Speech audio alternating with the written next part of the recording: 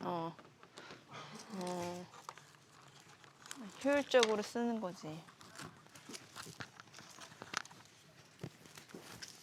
네, 잘 들립니다. 오늘 재테크 노하우 머니쇼, 또 다양한 정보. 내일 근로자의 날 우리 FMC.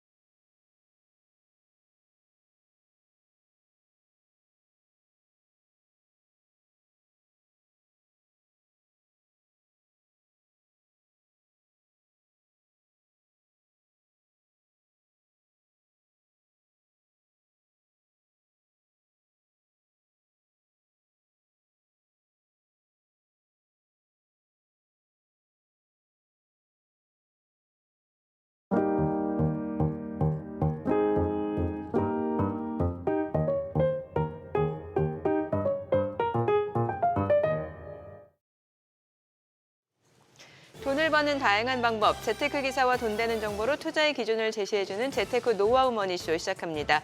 간밤 뉴욕 증시 지난주 막판 상승세를 이어가는 모습이었죠. 네, 그렇습니다. 뉴욕 증시. 자, FMC에 대한 경계감에도 불구하고 또 어제는 또 테슬라 주가가 크게 오르면서 또 기업 실적 기대가 유지되고 있습니다. 자, 이번 주 상당히 중요한 이벤트들이 있는데 어제 월요일 날 일본에서부터 시작되었습니다. 달러 환율이 34년 만에 160엔을 갖다 올라서는 상황에서 BOJ가 칼을 뽑고 말았는데요. 하루에 5엔 이상 달러 환율이 출렁거리는 엄청난 장세가 펼쳐졌습니다. 자, 이제 FMC가 어떻게 보면은 이 달러의 방향성까지도 결정하는 중요한 이벤트가 될 것 같은 그런 상황이고요. 이래저래 오늘 내일 그리고 이번 주 후반까지 지표들도 있기 때문에 중요한 주간을 우리가 지나고 있다고 보시면 되겠습니다.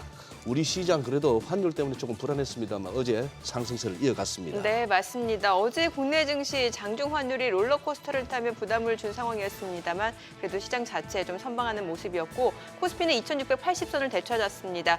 4월의 이제 마지막 거래일인 오늘 과연 어떤 흐름을 나타내는지 증시타임에서 확인해 보겠습니다. 최근 오르락 내리락 변덕이 심했던 시장 탓에 다양한 자산군의 투자가 가능한 ETF에도 또 많은 관심이 쏠리고 있죠. 네, 그렇죠. 순자산이 140조 원에 육박할 정도로 급성장한 ETF 시장에서 수익률이 가장 좋았던 상품은 무엇인지 궁금하신 분들 많으실 텐데요. 4월 ETF 결산과 더불어 5월에 떠오를 유망 상품까지 하우머니에서 자세히 살펴보겠습니다. 네, 지금 보고 계신 머니쇼 유튜브에서도 라이브로 시청 가능하니까요. 많은 시청 부탁드립니다. 그럼 먼저 빠르게 돌아가는 글로벌 증시 상황부터 정리해 볼까요? 도지은 아나운서 소식 전해주시죠. 굿모닝 마켓입니다. 모건 스탠리 리서치는 딱 한마디로 정리했습니다. 그가 돌아왔다.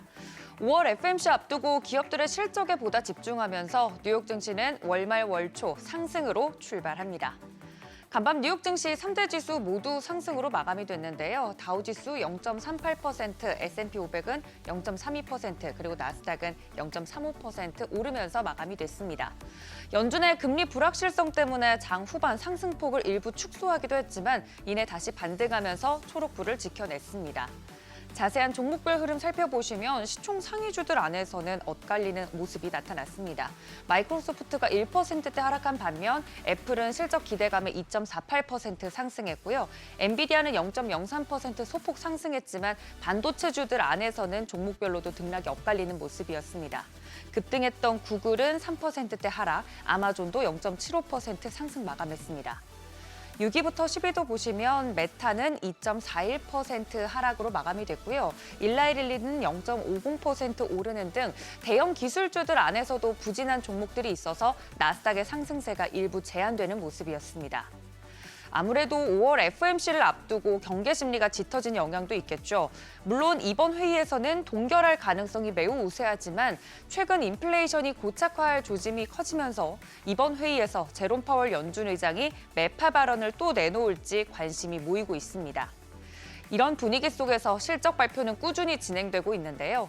지금까지 실적을 발표한 229개 S&P 500 기업 중에 약 3분의 1이 컨센서스 매출 추정치를 상회했습니다. 나머지 3분의 2는 평균 9%의 서프라이즈로 주당 순이익 추정치를 상회했습니다. 매그니피센트 7 중에서도 애플과 테슬라의 주가 흐름이 시장 대비 부진했었던데요. 두 종목 모두 실적과 성장성에 대한 걱정이 매우 컸습니다. 그중 애플은 투자회사 번스타인이 이번 투자 의견을 시장 수익률 수준에서 아웃퍼폼, 시장 수익률 상회로 상향 조정하면서 주가가 오르는 모습이었습니다. 번스타인은 애플의 12개월 목표 주가는 $195를 유지하면서 향후 주가가 15% 추가 상승할 수 있다고 전망했습니다. 그간 애플 주가가 아이폰 15 판매 부진과 또 중국 내 매출 약화로 너무 많이 떨어져 있다고도 분석했습니다. 그리고 간밤 시장을 쥐고 흔들었던 주인공 한 명만 꼽는다면 단연 이분, 일론 머스크 테슬라 CEO겠죠. 테슬라는 중국에서 완전 자율주행 FSD 소프트웨어를 출시할 기반을 마련했다는 소식에 주가가 무려 15% 이상 급등으로 마감했습니다. 일론 머스크는 지난 28일 중국을 깜짝 방문해서 총 2가지의 선물을 받아왔다고 하는데요. 하나씩 살펴보면 바로 중국 당국이 FSD 사전 승인을 했고 중국에서 적용되는 FSD에 중국의 검색 엔진인 바이두의 지도를 사용하기로 한 겁니다. 특히 중국 내 데이터 안전 검사를 외국 자본 기업이 통과한 건 최초의 사례라고 하는데요. 이전까지 FSD 관련해서는 데이터 보안 문제로 중국 정부가 사용을 금지하면서 테슬라의 특장점을 활용하지 못했는데 이번 소식에 보안 우려도 불식시켰습니다. 테슬라 주가가 본격적으로 급등하면서 덕분에 시장 전체적으로 투자 심리가 개선됐습니다. 외환 시장도 흐름 보시면 미 달러화 가치는 강세 보이다가 주춤하는 모습입니다. 달러 인덱스 전거래일 대비 하락하면서 105선에서 움직임 보이고 있고요. 엔달러 환율 최근 급락하고 있는 엔화 가치에 따른 영향으로 달러 강세가 이어지고 있는 상황입니다. 미 국채 수익률도 하락세 보였습니다. 2년물은 4.9%대, 10년물은 4.6%대 하락으로 마감됐습니다. 국제 유가도 1% 넘게 떨어졌는데요. 이스라엘과 하마스 간 휴전 협상에 진척이 있다는 보도로 공급 차질 우려가 어느 정도 완화됐습니다. 브렌트유는 배럴당 88달러 선에, WTI는 배럴당 82달러 선에 각각 마감했습니다. 우선 가장 눈앞에 있는 FOMC 회의에서 파월 의장이 어떤 발언을 할지 그 입에 관심이 쏠리고 있습니다. 좀처럼 잡히지 않는 인플레이션과 관련돼서 현재 상황을 어떻게 진단하고 있을지 지켜보셔야겠습니다. 굿모닝 마켓이었습니다.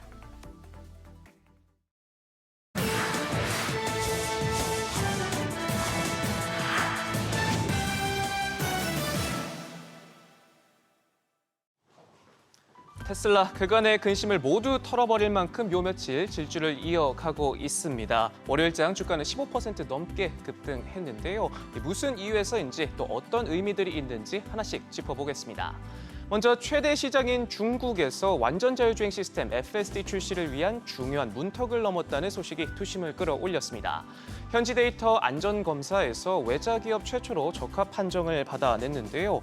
여기에 중국 대표 빅테크 바이두와도 협력하기로 하면서 기대감을 한층 더 끌어올렸고 머스크는 세계 최대 배터리 기업이죠. CATL 회장과도 만남을 가졌습니다.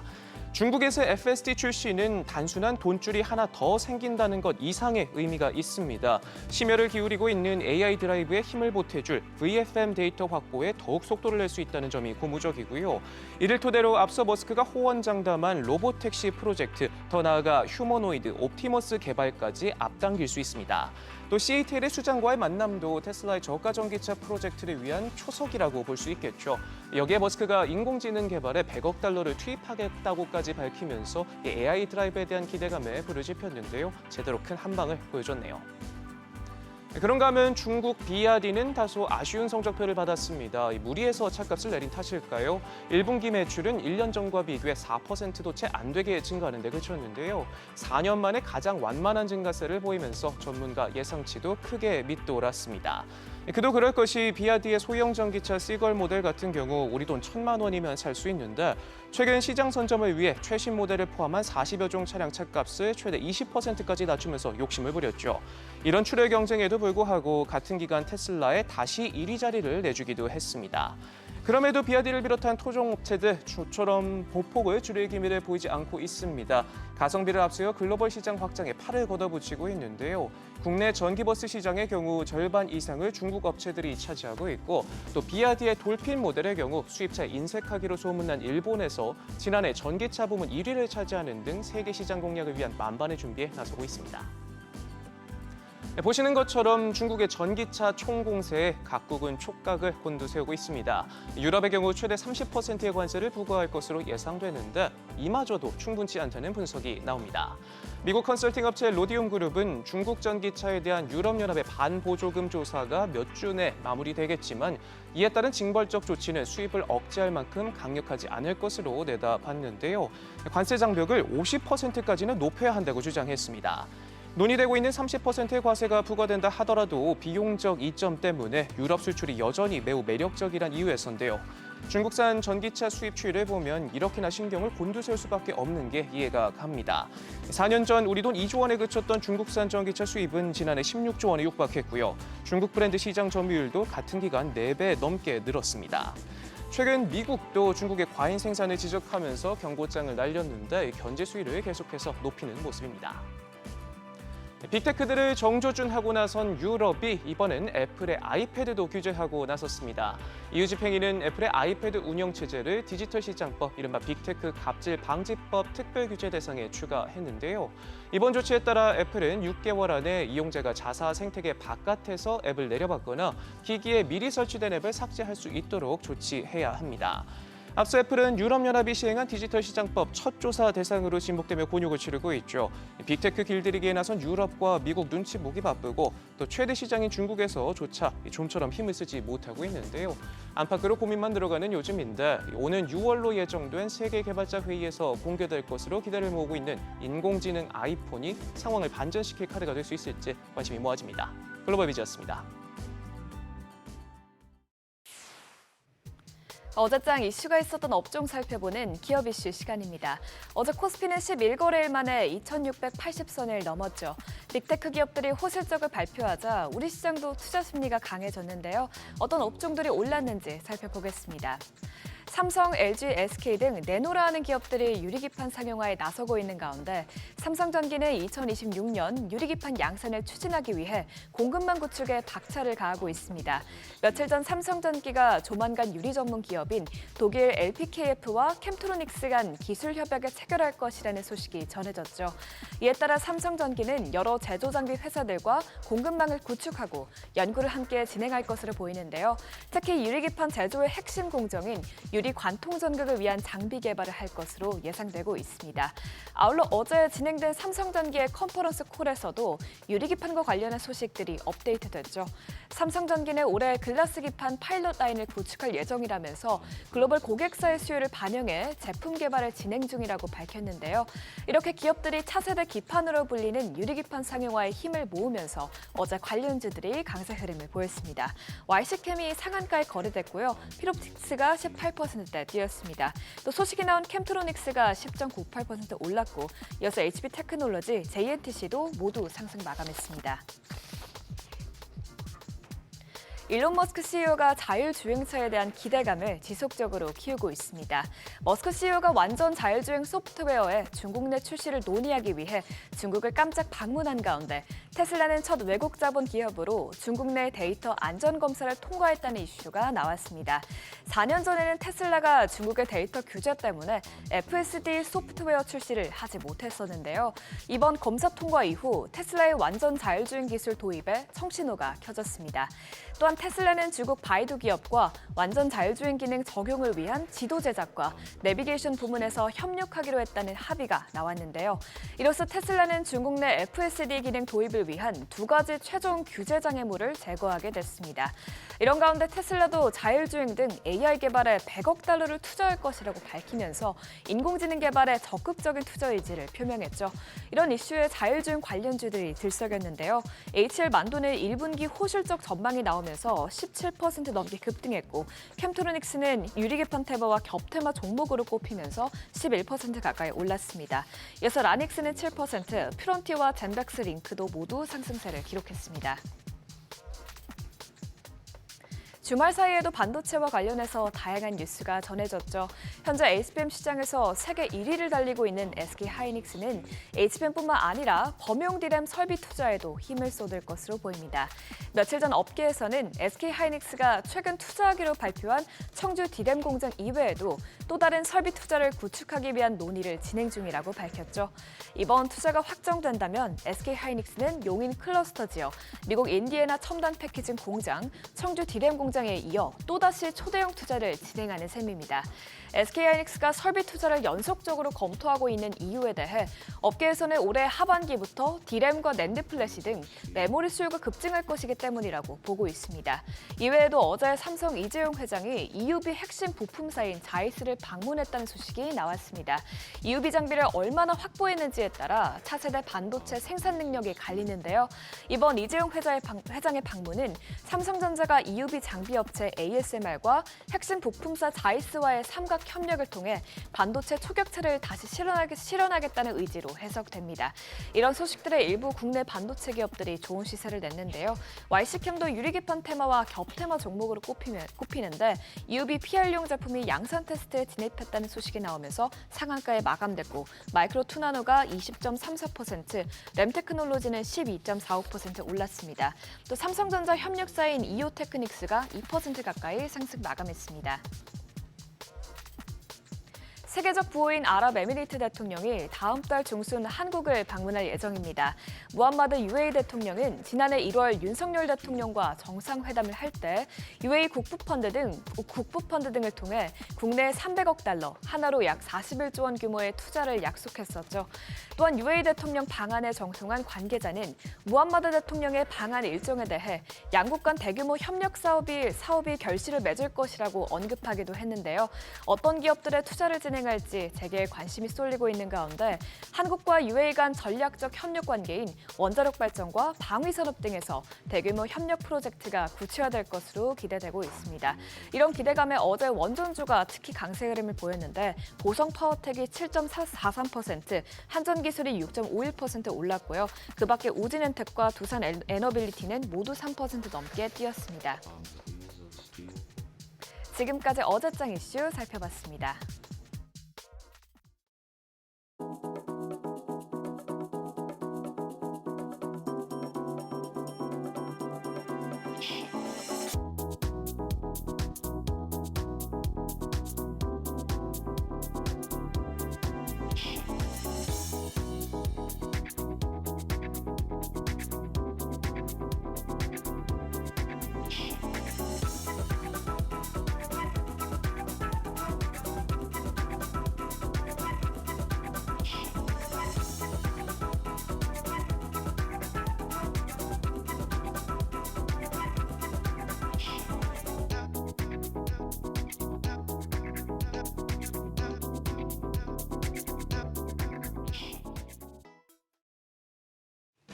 어제 우리 시장은 퐁당퐁당 장세를 끊어내고 2거래일 연속 상승 흐름을 이어갔습니다. 코스피와 코스닥 모두 상승 종목의 수가 하락 종목 수를 압도하는 웬만하면 다 오르는 날이었는데요. 그동안 강했던 반도체 업종만 빼고 이 상승 파티가 연출됐습니다. 이번 주에 대형 이벤트들이 워낙 많아서 지금의 상승이 추세적인 상승으로 연결될지에 대한 고민은 담겨 있습니다. 지수부터 보면 양시장 1% 넘는 강세를 시현했습니다. 코스피가 1.17% 올라 2,687선, 코스닥은 1.51% 올라 869선에 장을 마쳤습니다. 수급 상황 볼까요? 메이저 수급 주체가 2거래일 연속 우리 시장에 들어왔습니다. 유가증권 시장에서 기관이 3,306억 원 순매수, 외국인도 4,189억 원 매수 우위를 나타내며 지수의 상승폭을 키웠는데요. 특히 외국인 자금을 들여다보면 기존 패턴과 다르게 반도체와 밸류업 관련주에서 자금을 빼내서 화학업종으로 옮겨가는 모습이 나타났습니다. 코스닥 시장에서도 외국인과 기관 쌍끌이 사자세를 기록하면서 지수를 끌어올렸습니다. 외국인이 1,284억 원, 기관이 833억 원 매수 우위, 반면에 개인은 2,003억 원 팔자 포지션이었습니다. 시가총액 상위 종목 마감가 확인하시죠. 반도체 빼고 파티였다는 말이 딱 맞는 하루였습니다. 유가증권 시장 시총 10위권 종목 중 반도체 투톱을 제외한 8개 종목이 모두 상승부를 켰습니다. 삼성전자가 보합, SK하이닉스가 1.07% 조정을 받은 반면에 테슬라의 머스크 CEO의 중국 방문에 2차 전지 관련주인 LG 에너지솔루션이 1.75%, 포스코홀딩스가 3.17% 시세를 냈습니다.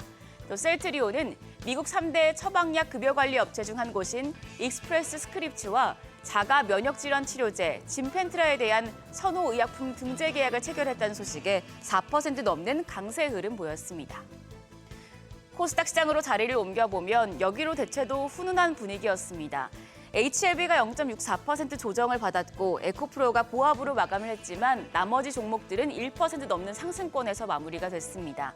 에코프로비엠이 1.27% 상승, 엔캠이 6.6% 강세 기록했고요. 또 셀트리온 이슈로 셀트리온 제약 역시도 2.56% 상승세 보였습니다.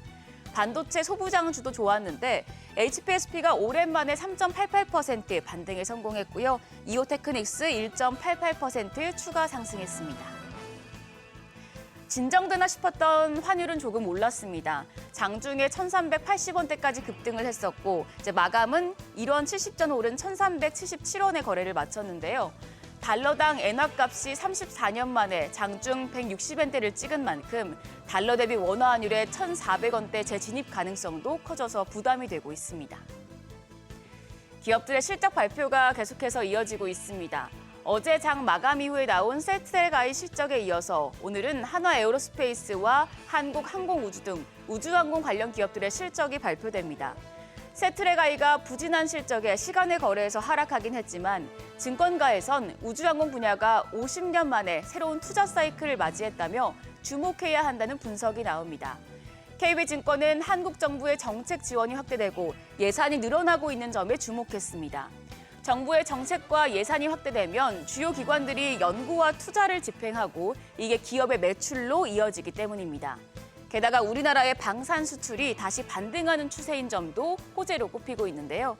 KB증권에서는 탑픽으로 하나그룹과 사업 시너지로 실적 성장 초입에 들어설 세트레가이를 꼽았습니다. 그리고 관심 종목으로는 AP위성과 컨텍, 인텔리안테크를 제시했습니다. 한편 5월 15일 MSCI 분기 리뷰 발표를 앞두고 MSCI 편입 예상 종목들의 관심이 모아집니다. 가능성이 높은 종목으로는 알테오젠과 HD현대일렉트릭, 엔캠인데요. MSCI 편입으로 예상되는 패시브 매입 수요는 알테오젠과 HD현대일렉트릭이 각각 일평균 1.6배, 1.4배의 수준으로 매우 많지는 않습니다. 작년에 글로벌 패시브 주식펀드 순자산이 처음으로 액티브를 상회했는데요. 유진투자증권은 패시브의 영향력이 커진 만큼 지수 편입과 ETF 같은 패시브 상품 매입 기대에 따라 펀더멘털과 괴리된 가격 상승이 나타나는지 의심해 볼 수 있다고 지적했습니다. 실제로 국내 증시에서 MSCI 지수에 새로 편입된 종목들이 최근에 지수 편입 발표 전에 주가가 단기 고점을 형성하는 경우가 많아지고 있어서 이 부분을 유의하셔야 하는데요. 그래서 오히려 그 다음 편입 예상 종목들의 수익률이 더 높을 수 있다는 분석이 나오는데 다음 편입 예상 종목으로는 LS 일렉트릭과 현대로템이 거론됩니다. MSCI 편입 투자 생각하신다면 이 부분도 참고해 보시면 좋겠습니다. 간밤 미증시가 FMC를 앞두고 일제히 상승했고 특히 테슬라가 눈에 띄는 흐름을 보였는데 우리 시장까지 이 훈풍이 이어질지 지켜보시죠. 지금까지 어제장 오늘장이었습니다.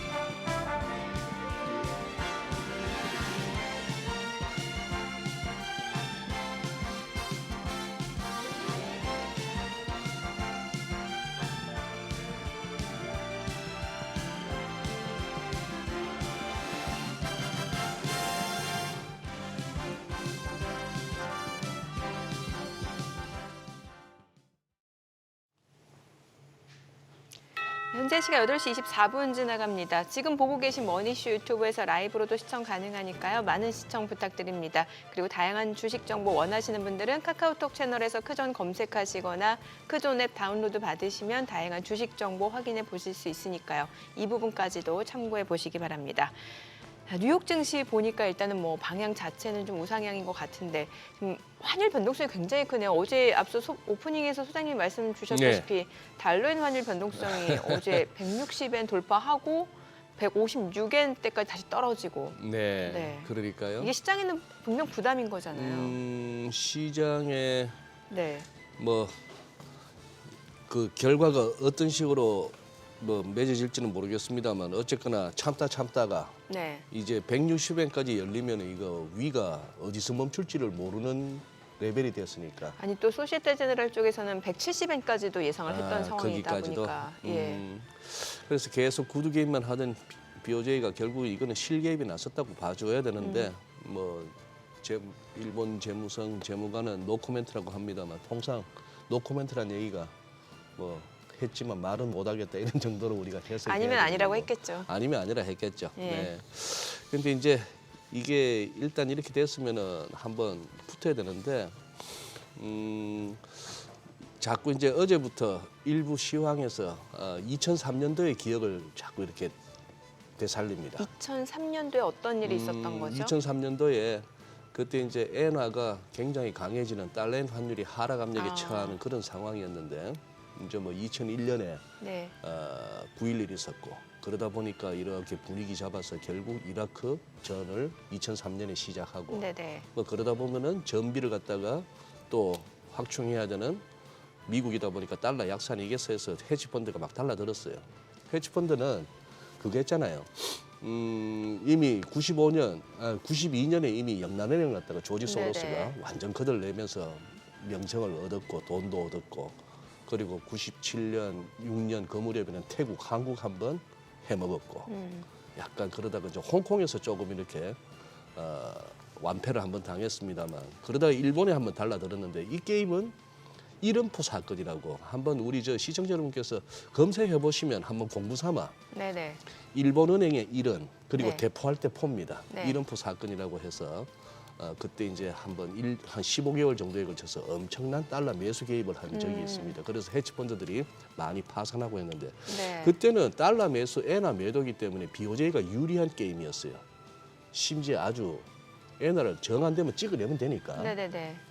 이번에는 달러를 팔아야 되는 매도 개입이라서 BOJ가 다소 불리합니다. 그리고 미국에서는 이거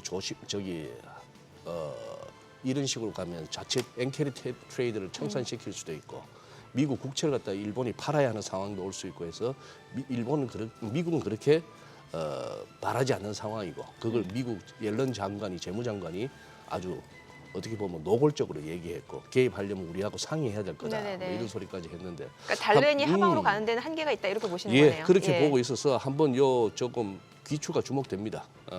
그런 상황이라서 뭐 요 정도 짧게 하고 혹시나 조금 더 공부하고 싶으시면은 참고 삼아 우리 시청자 여러분들 그냥 일타 경제 한번 검색하셔서 어제 올라온 거 한번 보십시오. 아주 낯익은 얼굴이 나와서 무슨 요거 좀 경제요? 설명 일타 경제라고 유튜브에서 한번 검색하시면은 낯익은 얼굴이 나와서 좀 설명을 하고 있을 겁니다.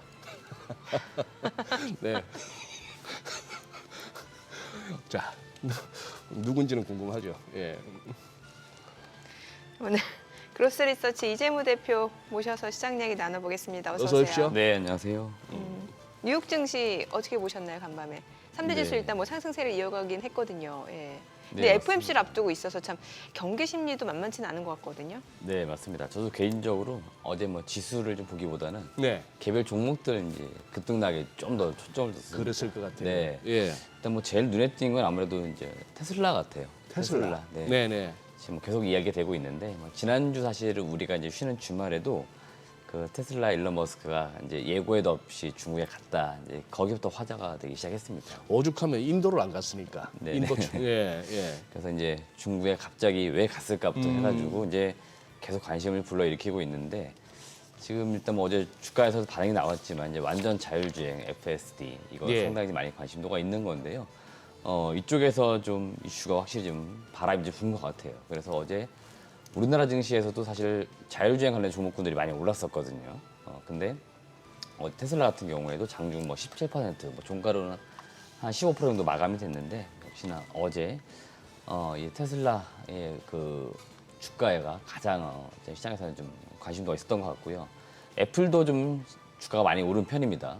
다른 기술주들이 어제 그렇게 오른 건 아니거든요. 근데 어제 애플만 플러스 한 2.5% 정도 올랐고, 애플은 이제 번스타인이라고 하는 이제 쪽에서 그 투자 의견을 상향 조정을 했습니다. 그래서 실제로 이제 투자 뭐 의견 상향 조정한 이유 크게 뭐 3가지를 막 들면서 이것저것 이야기하면서 또 몇 가지 또 이 얘기 사례를 또 들면서 설명했는데 결국 의견은 이제 매수한다 이런 이야기입니다. 그래서 지금은 밸류에이션 매력도도 있고 그리고 뭐 워렌 버핏처럼 지금 애플을 사야 된다 이렇게 표현도 하면서 그래서 뭐 강한 매수 의견을 내비친 거죠. 굉장히 오랜만에 의견을 좀 바꿨기 때문에 그런 점들이 아마 좀 애플 주가를 끌어올린 요인이었다고 보시면 되겠습니다. 그래서 전반적으로 이 2개 종목이 어제 제가 볼 때 가장 크게 좀 이슈가 되지 않았나 보겠고요. 여전히 뭐 지난주도 그랬지만 그 기업들 실적 발표도 주목해봐야 될 것 같아요. 그래서 실적이 잘 나온 기업들 주가가 대형주도 크게 오르는 모습이 나오고 네. 있기 때문에 지금은 확실히 지수보다는 좀 종목이 좀 더 초점을 두고 시장을 좀 볼 때가 아닌가라고 말씀드리고 싶습니다. 근데 이게 이제 이 대표님 말씀하신 대로 지수보다는 종목을 보라 했는데 종목이 아까 보니 미국의 시총 10위 내도 보니까 너무 엇갈려요. 그 테슬라가 어제 15% 올랐으니 망정이지. 안 그랬으면은 지수 마이너스도 날 수 있었겠다. 싶은 정도가 되는데 지금 그래도 이제 오늘부터 해서 오늘 내일 이틀 FOMC가 결국 열립니다. 지나고 보면은 그래도 이게 항상 이렇게 나름대로 시장의 매듭을 갖다 잡아주는 그런 역할을 했었는데 설마 FOMC가 지금 이렇게 잘 가고 있는 장을 부러뜨리는 쪽으로 뭐 하지 않겠죠? 어떻게 되다 보십니까? 글쎄요, 저도 지금 약간 물음표를 던지고 있는데요. 네. 요즘 약간 손바닥 뒤집듯이 말 왔다 갔다 바뀌니까. 했었어. 네. 그래서 계속 지금 시장 자체가 그걸 좀 불안해하고 있는 거죠. 네네. 예. 지금 뭐 이거는 이 분위기는 이미 뭐 4월부터 살짝 뭐 분위기가 감지가 된 거죠. 뭐 증시가 일단 휘청휘청하고 있기 때문에 그래서 지금 어떤 이야기들이 나올지 사실은 들어봐야 될 것 같고요. 시장에서는 지금 이 제롬 파월 의장이 매파적인 어떤 발언을 하지 않을까 이거를 좀 약간 경계는 분명히 하고 있는 것 같습니다. 그렇기 때문에 지금 뭐 금리 어떤 변화 이런 건 전혀 사실은 기대가 없는 거고 과연 이제 이 파월 의장의 발언이 어떤 정도의 강도로 이야기를 할까 여기에 초점을 두고 있다라고 보시면 될 것 같고 뭐 저 개인적으로 이렇게 생각하고 있습니다. 뭐 연초 작년만 하더라도 뭐 올해 엄청나게 금리가 내릴 것처럼 예. 분위기 떠들썩했지만 예. 실제로 지금 분위기 봐서는 이제 다 그 어떤 기대치를 하반기로 밀어놓은 거지 않습니까? 그러니까 아마 시장 자체는 지금 엄청나게 뭐 지금 금리에 대한 기대라든지 또 파월 의장에게 뭐 엄청 기대하는 건 없는 것 같아요. 그러니까 기대치는 없기 때문에 오히려 금리 인상 신호만 안 주면 또 다행일 수도 있다는 생각이 네네네 들어요. 그렇죠. 네. 그래서 지금 수준에서 유지가 되고 그래도 약간 희망적인 메시지를 살짝만 주면 시장은 또 좀 조화를 하지 않을까 이 정도로 보고 있습니다.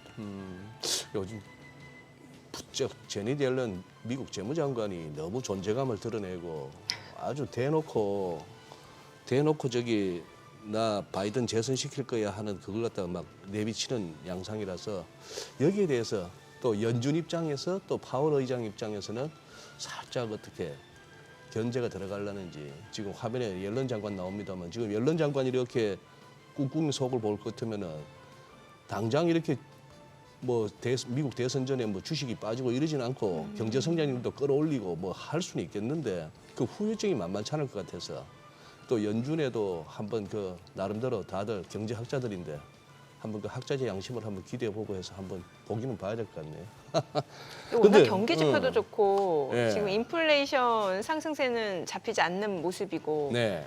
이러니까는 사실 연준 입장에서는 인하도 쉽지 않고. 근데 아마 돈은 엄청 풀 것 같아요. 어제 뭐 재무부 이렇게 저기 뭐야 펀딩 계획표가 발표됐는데 보니까 한 3, 4분기 한 3분기 가서 돈 많이 풀 것 같아요 보니까. 뭔가 양적 긴축 규모를 축소한다거나. 예, 그 양적 긴축 관련해서도 한번 살펴봐야 될 것 같고. 그래서 아마 선거 직전에 돈 많이 풀 것 같습니다. 미국 정부가. 그런 상황이 어떤 식으로 이제 금융자산에는 일단 돈 풀린다니까. 뭐 네네. 그렇게 한번 생각해 볼 수 있는 뭐 쉽게 막 빨리 팍팍 던질 거는 아닌 것 같다 싶은 생각이 드는데. 근데 그 와중에 좀 아쉬운 거는 대표님, 금요일 날 어제 우리 장을 말씀드리는 거예요. 금요일 날 엔비디아하고 뭐 다 좋았잖아요. 반도체주도 좋았잖아요. 근데 어제 와중에 우리만 못 갔어요. 저기 우리 삼성전자하고 하이닉스만 못 갔어요. 이거 참 아무리 시장이 좀 뭐 그렇다지만 좀 어제는 많이 서운하더라고요. 우리 반도체 못 가는 거는.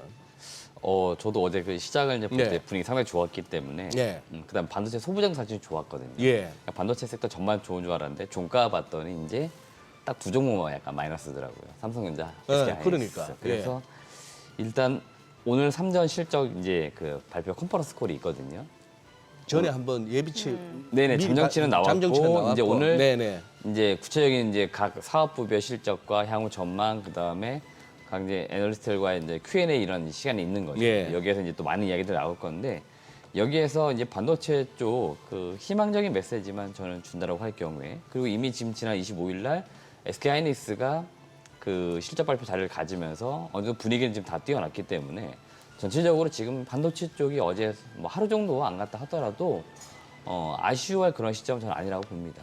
결국 이제 반도체 업황 자체가 이제 회복세는 확실히 지금 지나가서 이제 호황기로 이제 가는 거냐 그 즈음 있다고 보고 있거든요. 그렇기 때문에 지금 주가는 결국에는 뭐 2분기 그다음 3분기 가면 갈수록 좀 탄력성을 갖지 않을까라고 보고 있기 때문에 어제 하루 살짝 뭐 설령 좀 안 갔다 하더라도 우리가 아쉬워할 필요는 없다라고 말씀을 드리고 싶고요. 제가 이제 계속 올해 비교적 강세장이 좀 될 겁니다라고 말씀드린 이유, 네네. 이제 코스피 네, 기준이긴 네, 한데 네.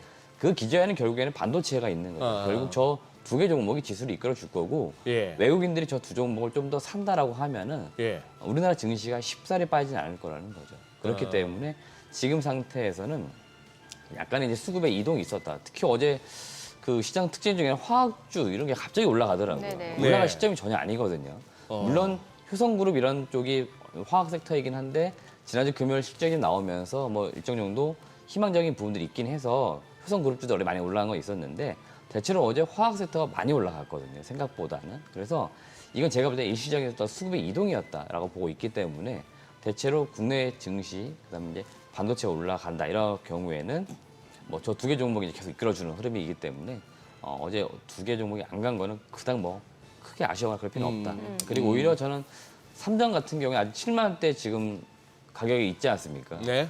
그러니까 우리가 한 2, 3주 전쯤 이런 질문을 주셨던 것 같은데 삼전이 그때 막 8만 원뭐 예, 근접해가지고 예. 사야 되느냐. 차라리 살 거라면 앞자리가 7자일 때 사면 조금 마음 편할 거다. 그래서 차라리 지금 7자지 않습니까? 앞자리가. 예. 다시 8자, 뭐 9자 이렇게 앞자리 바뀌어가면서 그런 걸 기대하면서 투자할 시점이지. 그리고 보유하신 분들은 지금 계속 보유하는 관점인 거지 아직까지 매도할 그런 시점이라든지 그런 어떤 업황이라든지 주가 흐름은 아니기 때문에 뭐 그런 것들을 우리가 걱정할 필요는 없다고 말씀드리고 싶습니다. 네. 오늘 이제 4월 마지막 거래일인데 4월 한 달 어떻게 보셨나요? 지금 이제 5월 앞두고 아무래도 좀 전략을 세워야 되다 보니까 이제 4월 달 좀 리뷰를 해봐야 될 것 같거든요.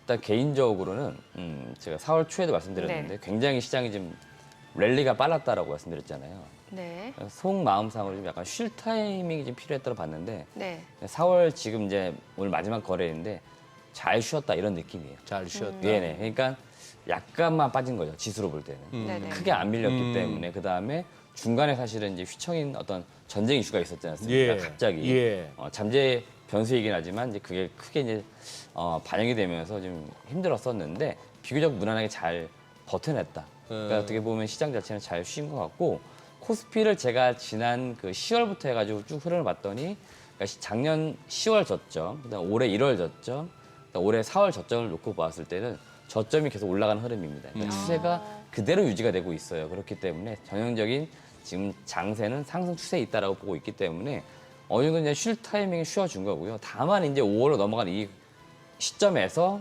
5월은 그럼 반등장이냐고 놓고 봤을 때 반등장까지는 아닐 것 같아요.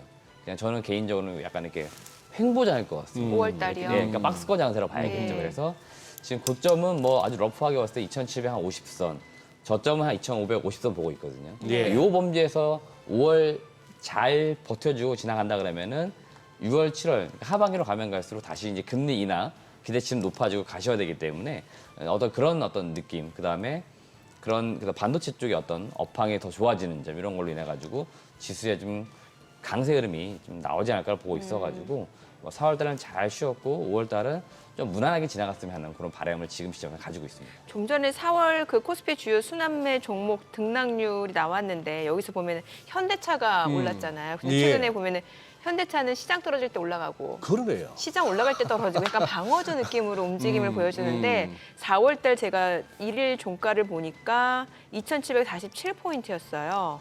그런데 이제 어제 종가가 2,687. 그러니까 종가 기준으로 봤을 때는 4월 첫 거래일하고 어제 마지막 종가하고 봤을 때는 상단 자체가 좀 낮아졌다라는 측면에서 아하, 현대차 올라간 건 좀 유의미한 느낌이다라는 생각이 드네요. 그러네요. 좌우지간 저 방어주 성격만. 네, 최근에 그래요. 그러니까. 예. 아우 옛날에 기아 주주들 고생했던 거 생각하면 요즘 참.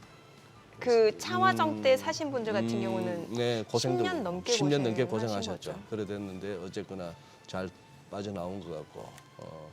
그리고 지금 이 대표님 지금 저 4월 전반적으로 짚어주셨는데 지금 너무 잘 달리고 있는 것 중에 이 전선 쪽하고 유리기판 쪽하고 이 보고 있으면 아주 뭐 탄탄합니다. 아니 그때 네. LS 에코에너지 예. 그 전력 전선 관련주 내에서 좀 상대적으로 덜 올랐으니까 만약에 트레이딩 관점에서 보시는 분들이라면은 봐도 괜찮다라고 조심스럽게 말씀을 주셨는데 어제 보니까 상한가예요. 네, 저도 어제 이제 사실 좀 놀랐습니다. 저도 네. 놀랐어요. 이제 장 마감하고 이제 가격대 흐름하고 특징주를 찾아보는데 그 물론 개장 초반부터 좀 강했습니다. 네네. 근데 저 상한가 가는 정도의 분위기는 아니었거든요. 네네. 그냥 오늘 하루 정도 그냥 글쎄요. 시세가 나왔다 정도였고 예, 어제 예. 이제 진고사 보고서가 좀 나왔는데 뭐 내용에는 사실 큰 차이는 없습니다. 기존 나왔던 내용에서 뭐가 바뀌었냐면 목표 주가만 이제 상향 조정을 했어요. 목표 주가. 근데 어제 이미 그 상향 조정한 목표 주가는 벌써 넘어섰습니다. 아, 예.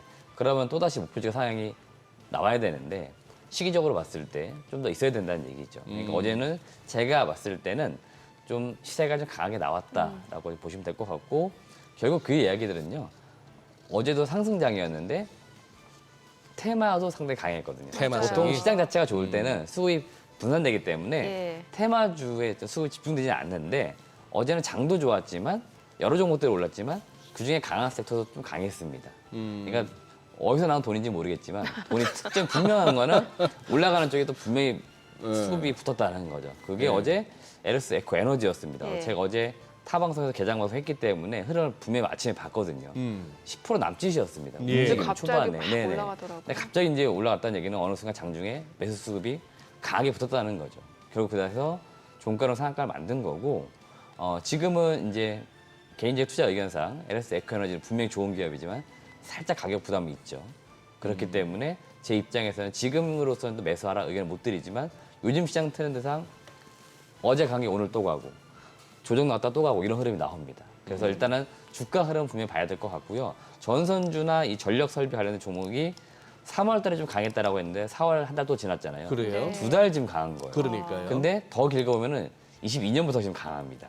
그리고 그때 아하. 대표님이 이게 아하. 단순 테마로 볼 게 아니라 좀 실적이 뒷받침될 수 있는 네. 섹터다라는 말씀을 주셨거든요. 네.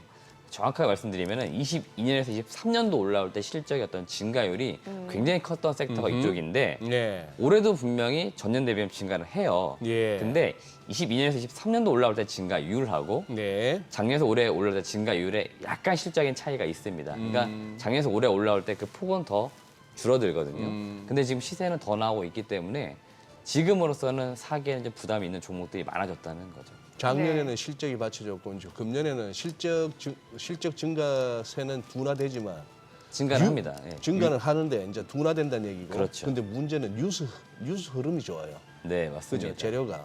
네네. 그리고 아까 뭐 에코에너지 이 대표님 같은 분들이나 뭐 저 같은 사람들이나 이런 거 보고 나면은 조금 많이 온 것 같습니다. 부담스럽습니다. 합니다만 우리 같은 사람이 이런 얘기할 때 세력들을 더 땡겨버리니까 저는 예상가 보니까 오늘도 10% 플러스인데 10%가 아니라 오늘도 상한가 한번 넘나보자고 잡아 당길 수도 있을 것 같습니다. 네네. 이거 뭐 탔으니까. 호가에서 뭐 흐름 매수 잔량이 탔으니까. 좀 계속 쌓이네요. 오늘 삼성전자 실적이 나왔어요. 지금 1분기 영업이익이 6조 6,060억 원. 그러니까 컨센서스, 그러니까 추정치를 상회한 수치고 이게 전년 대비로 봤을 때는 이제 9배 이상 급증한 수치고 왜냐면 931.9% 증가한 것으로 나타났고 반도체 영업이익은 1조 9천억 원으로 확인이 됐습니다. 오늘 1분기 잠정 실적이 발표가 됐는데 글쎄 뭐 주가는 일단 호가로 봤을 때는 0.6% 상승이 예상이 되는데 참 우리나라 기업들 실적 발표는 미국하고 다른 게 실적하고 주가는 좀 따로 놀더라고요. 따로 노니까. 그러니까 큰 상관성이 없다, 연관성이 없다. 큰 연관성이 없다. 예. 특히 당일에는. 예. 지금 제가 볼 때는 이제 삼성전자의 SK하이닉스의 주가 물론 중요하지만 앞서 설명드린 것처럼 업황의 분위기를 보는 게 좋을 것 같아요. 업황. 이번에 사실은 좀 확인해야 될 게 뭐냐면 이미 하이닉스는 한번 확인이 됐는데요. 6조 6,060억 원이에요. 네네. 네. 이 디램 쪽은 좋은 거 익히 알고 있어요. 낸드가 사실은 올해 연초 전망만 하더라도 3분기나 돼야 흑자를 할 거다라고 했는데요. 하이닉스도 지금 1분기 낸드 쪽이 흑자로 돌아섰습니다. 그러니까 생각보다는 지금 반도체 업황이 디램도 좋은데 낸드도 지금 같이 좋아지고 있는 거예요. 그렇기 때문에 아마 그런 점들이 약간 선반영돼서 실제로 이제 이야기 나왔을 때는 주가가 빠진 측면이 있었는데요. 전체적으로 업황 자체가 계속적으로 호황기로 지금 가고 있기 때문에 그걸 여러분들이 주가의 어떤 흐름과 함께 느꼈으면 좋겠다라고 저는 의견을 드리고 싶기 때문에 계속 제가 보유자분들은 좀 보유하는 게 좋겠다고 말씀드렸던 겁니다. 잠깐만 지금 영업이익이 어떻게 되는 거예요? 자꾸 영업이익이 6조 6,060억 원이고 반도체 영업이익이 1조 9천억 원. 반도체가 네, 그렇구나. 반도체 쪽이 5분기 만에 흑자 전환한 겁니다. 그래서 오늘 확인하실 건 사실 컨퍼런스 콜에서 반도체 쪽 분위기는 어떤지, 그렇죠, 반도체 뭐 휴대폰 쪽 중요하죠. 분위기는 예, 좀 예. 어떤지, 그다음에 뭐 가전이라든지 뭐 전장 예. 쪽 사업, 각 사업부별로 이제 세부적 발표를 하기 때문에 각 이제 그 사업부별의 움직임에 따라서, 그러니까 내용에 따라서 또 밸류체인에 있는 갭들의 주가들이 움직이지 않습니까? 예. 그런 것들을 오늘 좀 체크하는 이제 시간인 거죠. 그래요. 오늘 삼성전자가 좀 시장 상승을 이끌어줄 수 있으면 좋겠다는 생각이 드는데 음. 5월달 앞서 박스권 예상해 주셨잖아요. 네, 좀 맞습니다. 무난하게 넘어갔으면 좋겠다라고. 네. 그럼 박스권이라고 하면은 뭐 테마라든지 sek터 종목 순환매가 오히려 또 활발하게 일어날 수도 있는 시장 아닐까요? 정확하십니다. 예. 네. 결국에는 시장 자체 흐름 지수가 이제 지수 자체 흐름이 이렇게 이제 평행선을 놓고 보면은 그 안에서 이제 자금 왔다 갔다 하겠죠. 그러니까, 예. 그러니까 가장 안 좋은 것들은 주식시장에서 자금이 빠져나간 다음에 안 들어오는 거지 않습니까? 예. 그런 게 22년도 장세였잖아요. 근데 지금은 이제 그런 장세는 분명히 아니라는 거죠. 그러니까 어디선가는 빠져도 어디선가 다시 들어오기 때문에 지금 시장 자체는 분명한 거는 작년부터 이어지는 강세장이 맞는 거고요. 저는 그 강세장 흐름 속에 계속 지수가 있을 거라고 보는 거고 이 흐름 속에서는 계속적으로 이제 기회 요인들이 있기 때문에 방금 앵커 말씀해 주신 것처럼 어떤 섹터, 어떤 종목을 이제 사느냐에 따라 가지고 그 뭐 월간 시세 어떤 수익률의 어떤 그 차이는 좀 발생될 겁니다.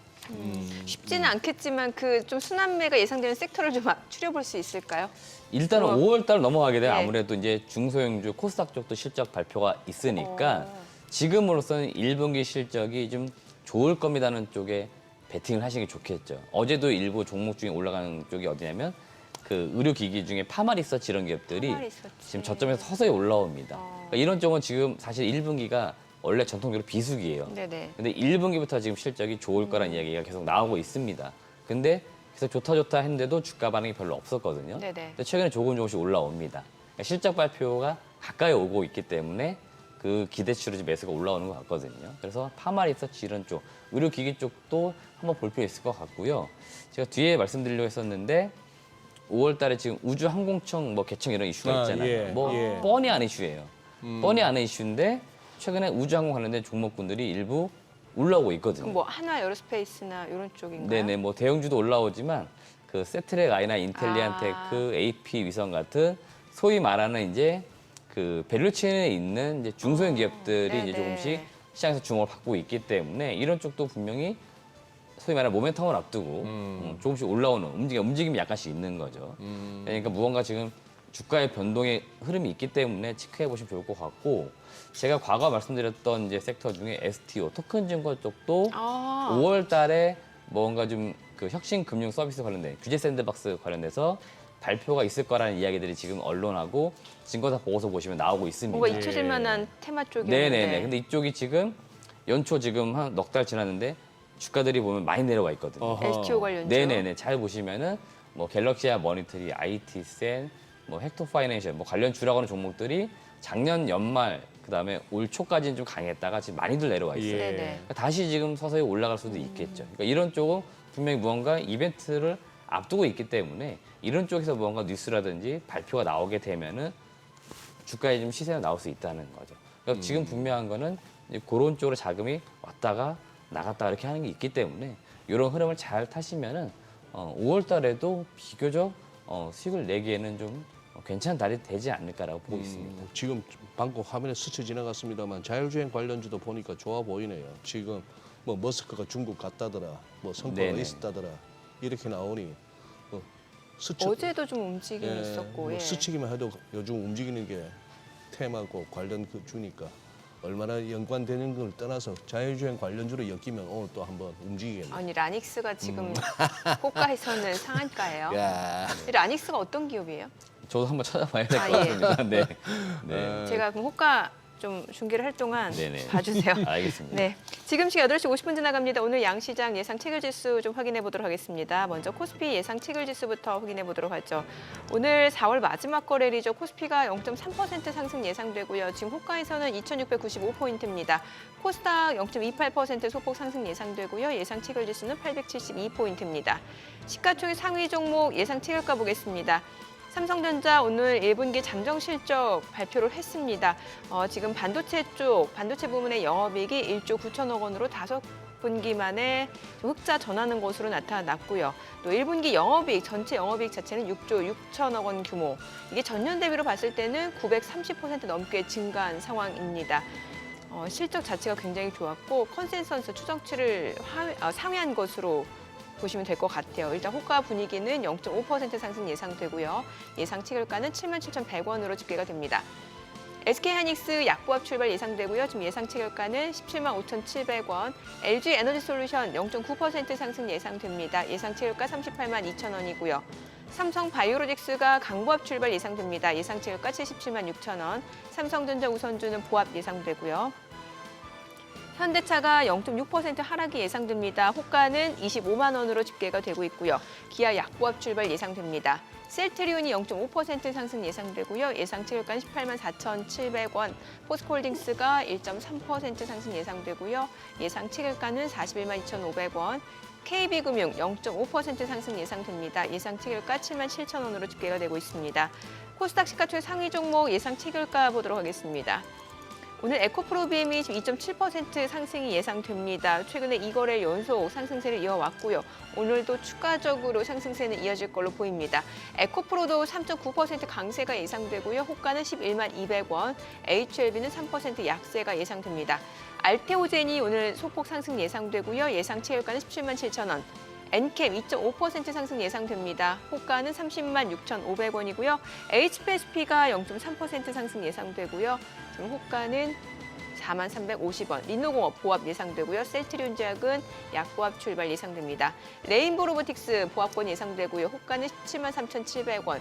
이오테크닉스 어제 반도체 장비 쪽 흐름 좋았죠. 이오테크닉스 오늘 1% 상승 예상되고요. 예상 체결가는 24만 6,500원으로 집계가 됩니다. 자, 이제 개장까지 한 6분여 가량 남았는데요. 일단 뭐 오늘 4월 마지막 거래. 그래도 시장 자체는 뭐 하단 자체는 조금씩 높여가고 있는 상황이다라는 생각이 드네요. 오늘 마음 같아서는 그냥 네. 4월 마지막 종가를 갖다가 지수 2,720으로 맞췄으면 좋겠는데 2,720으로 맞췄으면 좋겠다고 생각하시는 이유가 있으세요? 그 어차피 예. 기술적 레벨이고 우리가 한번 올라가 봤던 아. 레벨인데 네네. 가려면 갈 수도 있을 것 같은데 지금 동시효과 흐름 봐서는 그냥 2,720은 됐고 2,700 위에서 가는 걸로 2,700선 회복이 되면은 되고 나머지 뭐 애초에 입력돼 있던 2,800 한 60, 70까지는 뭐 5월에 한번 가보는 걸로 네.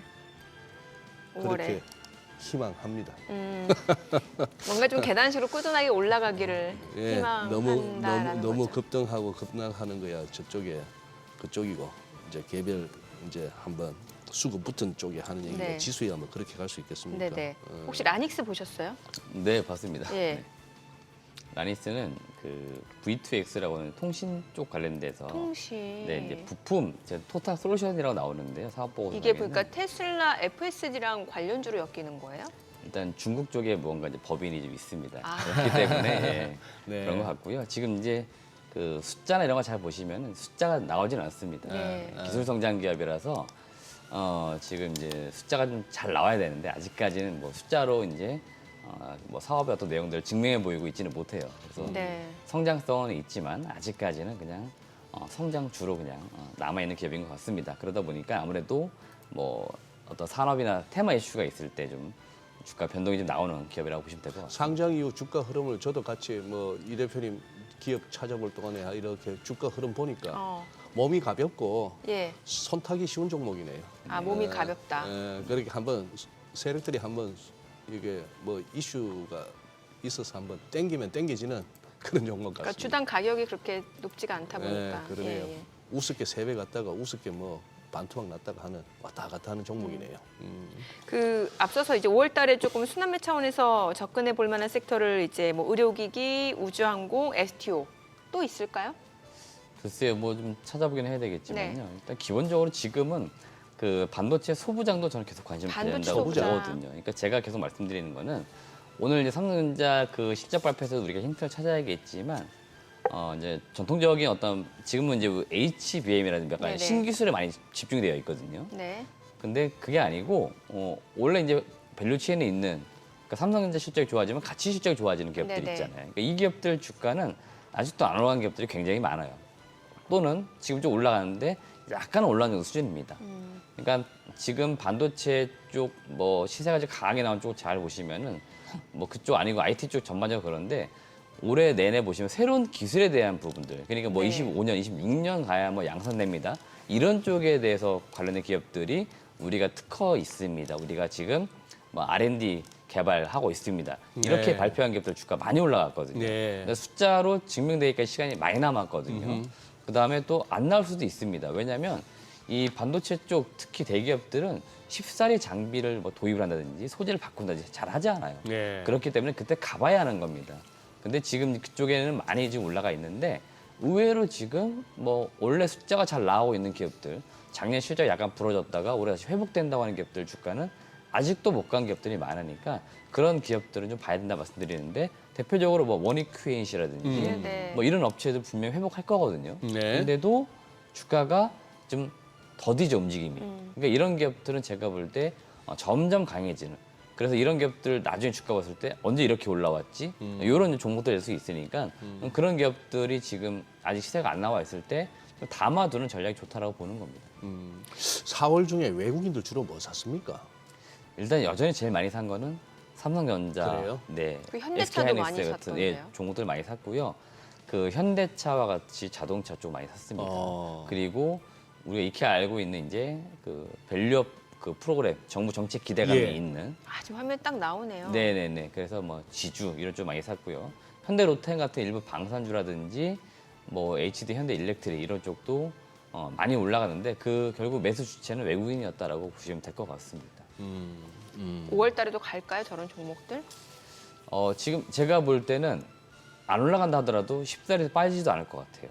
아. 그렇기 때문에 지금 저 종목군들이 외국인들이 무언가 짧게 뭐 매매하려고 들어온 종목들은 절대 아닐 것이다라고 보고 있기 네. 때문에 지금의 어떤 가격이 잘 유지가 될 것으로 보이고요.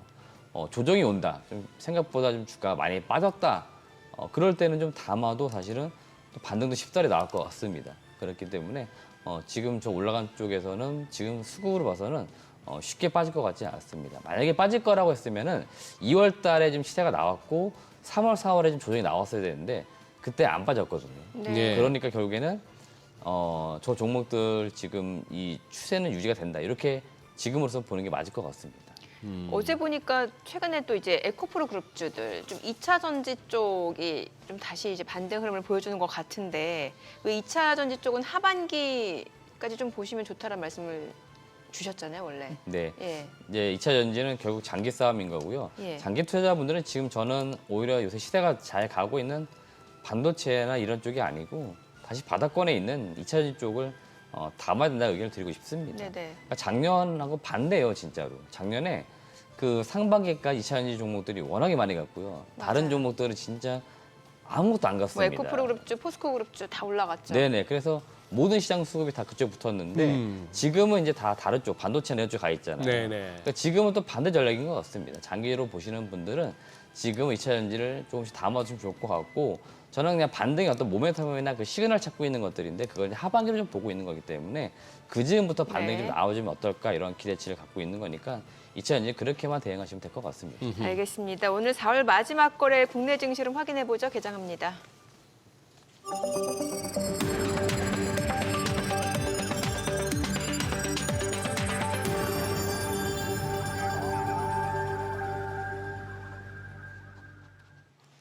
네, 4월 30일 화요일 국내 증시 개장했습니다. 오늘 4월 마지막 거래일이죠. 일단 간밤 뉴욕 증시는 상승세를 이어간 모습이었고 기업들 실적 자체는 좀 굉장히 좋은 상황이고 다만 이번 주가 중요한 이벤트가 있죠. FOMC 이틀 동안 열리는 FOMC 회의가 있게 되는데 여기서도 제롬 파월 연준 의장 기자간담회에서 어떤 신호를 줄지에 따라서 시장 관심이 좀 모아지고 있는 상태고요. 지금 테슬라 같은 경우는 또 중국에서 FSD에 대한 기대감 때문에 또 주가가 15% 이상 급등한 양상이고 어제 코스피 코스닥 양시장 흐름 괜찮았죠. 일단 오늘 장에서도 일단 상승세가 좀 이어질 걸로 예상이 되는 분위기인데요. 출발 지수부터 좀 보도록 하겠습니다. 먼저 코스피입니다. 지금 현재 0.2% 소폭 오름세입니다. 2,694포인트, 코스닥도 0.2% 소폭 상승이네요. 872포인트입니다. 시가총액 상위 종목 시초가 보겠습니다. 오늘 삼성전자 1분기 잠정 실적 발표를 했죠. 매출액도 그렇고 영업이익도 좋았고요. 또 반도체 부문 영업이익이 1조 9천억 원으로 5분기 만에 흑자 전환한 것으로 나타났고 영업이익 자체는 전년 대비로 봤을 때는 931% 넘게 증가했습니다. 일단 이런 실적이 좀 선반영이 된 걸까요? 지금 주가 자체는 좀 보합권 움직임 이어지고 있는 모습이고 SK하이닉스는 0.28% 상승합니다. 17만 6,400원이고요. LG에너지솔루션은 1% 상승합니다. 38만 3천원. 삼성바이오로직스가 0.5% 상승합니다. 77만 9천원이고요. 삼성전자 우선주는 약보합으로 6만 4,600원이죠. 현대차 4월 한 달 동안 외국인 또 꾸준하게 매수했던 종목이 현대차인데 오늘 보합이네요. 25만 1,500원에 거래되고 있습니다. 그리고 기아가 0.3% 상승합니다. 11만 8,700원이고 셀트리온이 0.2% 올라갑니다. 18만 4,200원. 포스코홀딩스가 0.49% 상승합니다. 40만 9천원이고요. KB금융 강보합으로 7만 6,700원에 거래되고 있습니다. 코스닥 시가총액 상위 종목 시초가도 보도록 하겠습니다. 코스닥 에코프로비엠 오늘 1.6% 상승하면서 사흘 연속 상승세 이어가고 있고요. 24만 2,500원, 에코프로도 3% 강세입니다. 10만 9,300원. HLB가 1.4% 떨어집니다. 10만 8,100원이고요. 알테오젠이 0.4% 내림세로 17만 5,800원. 엔캠이 1.5% 상승합니다. 30만 3,500원이고요. 레인보우 로보틱스가 약보합으로 17만 3,400원, 리노공업 0.78% 떨어집니다. 25만 3천원이고요. 셀트리온지아 소폭 올라갑니다. 9만 2,400원. HPSP가 0.75% 하락하면서 39,950원이고요. 이오테크닉스가 0.4% 상승합니다. 24만 5천원에 거래되고 있습니다. 오늘 시장에서 상승 보여주고 있는 섹터 종목들 체크해 보도록 하겠습니다. 전선 관련주들 오늘도 올라갑니다. 다만 이제 음봉으로 전환된 종목들이 많아요. 그러니까 이제 어제 워낙 급등했기 때문에 오늘 또 지금 개장한 지 얼마 안 돼서 좀 물량들을 내놓고 있는 것으로 보여집니다. 상승폭이 다소 제한된 모습들 확인되고 있습니다. 재룡전기가 2.7% 약세고 대원전선 5% 상승하고요. 대한전선 소폭 올라갑니다. 14,240원. 가운전선 2% 상승하면서 5만 500원, 5만 100원. 그리고 일진전기가 0.4% 떨어지고 있고요.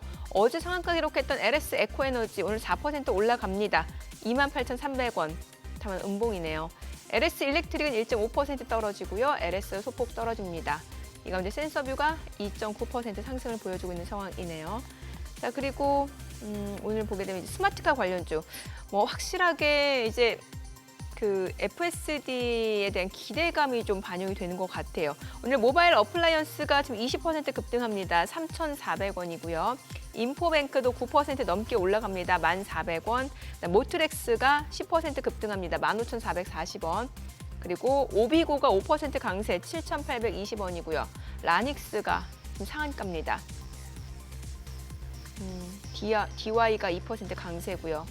세코닉스, LG노텍 모두 3%에서 2% 넘게 올라갑니다. 오늘 스마트카, 자율주행 관련주들이 움직임 좋습니다. 자, 그리고 2차 전지도 흐름이 나타나네요. 2차 전지 쪽에서는 장비 쪽에 제일 M&S가 지금 77%, 그리고 필에너지가 5% 강세고요. 이노메트리가 3% 올라갑니다. SKC 같은 경우 이제 또 유리기판 관련주로도 엮여 있죠. 뭐 윈텍, 하나기술 지금 상승 보여주고 있는 상황이고, 오늘 올라가고 있는 섹터 종목들, 뭐 카메라 모듈 쪽도 올라가고요. LFP 리튬 인산철 관련주들도 올라갑니다. 아모그린텍이 3% 강세 1,490원. 그다음에 뭐 LG 에너지 솔루션 보셨죠? 1.4% 올라가고요. LNF도 1% 상승합니다. 오늘 뭐 2차 전지 쪽에서는 LFP 배터리 관련주들 지금 화면에 보시다시피 상승 보여주고 있는 것으로 확인이 되고 있고요. 오늘 자율주행 스마트카 뭐 전선 관련주 2차 전지 쪽 섹터 흐름 좋네요. 지금 시각 9시 5분 지나갑니다. 수급 상황 좀 체크를 해보도록 하겠습니다. 오늘 유가증권 시장에서는 지금 외국인 기관이 팝니다. 각각 421억 원, 444억 원 매도 우위고요. 개인 투자자가 839억 원 순매수입니다. 코스닥도 마찬가지입니다. 개인 투자자가 785억 원 순매수고 외국인과 기관은 각각 426억 원, 326억 원 매도 우위입니다. 지금 시각 9시 5분 지나갑니다. 환율 좀 체크해 볼게요. 지금 뭐 달러엔 환율 변동성이 워낙 크다 보니까요. 오늘 외환시장 개장 상황입니다. 달러 환율은 2원 하락한 1,375원에 개장이 됐습니다. 시장이 보합권이네요. 아직까지 뚜렷한 방향 자체는 잡지 못하는 상황인 것 같고. 대형주들이 못 가면서 지수는 못 가는데. 외국인이 안 사니까 아무래도. 네, 근데 그러네요. 선물시장에서 외국인 좀 사네요. 이거 조금 그러네요. 한 네. 1,000개 정도? 네네. 그래 뭐 딱 지금 좀 전에 정민혜께서 개장 상황 이렇게 하는 걸 지켜보니까 뭐 돈은 빤한데 왔다 갔다 하는 것 같아요. 엄청 빠르게 순환매가 네. 이어지는 것 같아요. 바이오 쪽 이렇게 또 털고 나니까 또 뭐 찾다 보니 또 이제 2차 전지로 가는 느낌. 자율주행 쪽, 자율주행 쪽 뭐 이런 증강현실 식으로. 쪽. 네. 그동안에 많이 올랐던 쪽에서 드러내면서 좀 딴 쪽으로 가는 뭐 그런 양상인 것 같습니다. 아까 JMNS가 오늘 신규 상장된 종목이군요. 2차 전지 믹싱 장비 쪽. 예. 니케이가 어제 장이 안 열려가지고 그 달러엔 환율 출렁거리는 와중에 어떤 식으로 반응했을까 궁금했는데 오늘 그래도 한 1% 가까이 상승 출발하네요. 니케이도. 오케이, 예. 홍콩도 요즘 뭐 좋고 그런 상황이라서 야 조금은 아쉽다. 저는 한 2,700원 찍고 시작할 줄 알았는데. 지금 시장이요. 네, 그냥 딱 그러네요. 보합권. 약간 윗꼬리 예. 달고 내려오고 코스피는 또 밑꼬리 달고 올라가기도 하고 뭐 왔다 갔다 해요. 왔다 갔다 하는 것 같습니다. 예. 그러면 이럴 때는 이제 또 시간 쫓기기 전에 이 대표님도 다녀온 기업 탐방 기업 네. 한번.